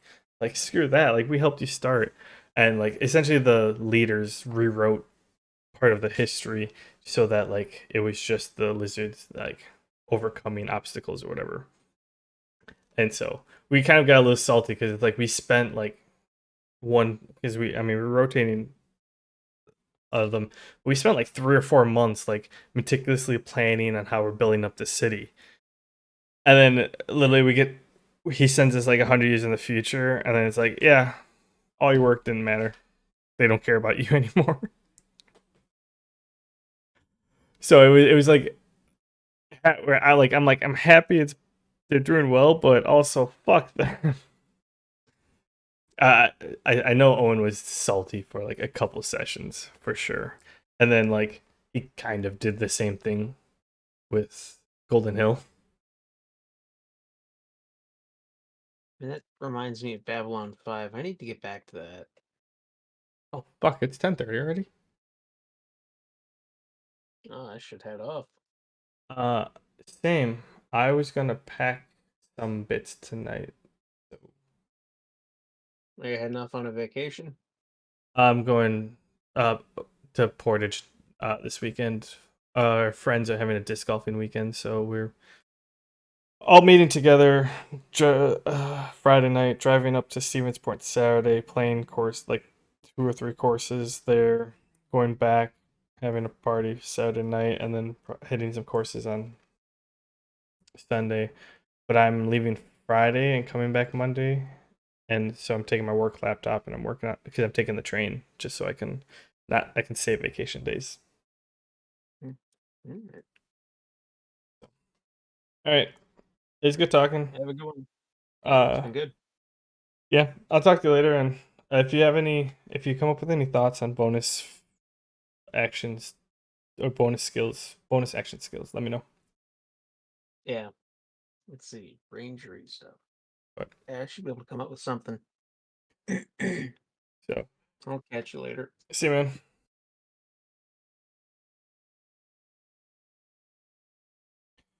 All right. Well, that went a lot later than I was expecting.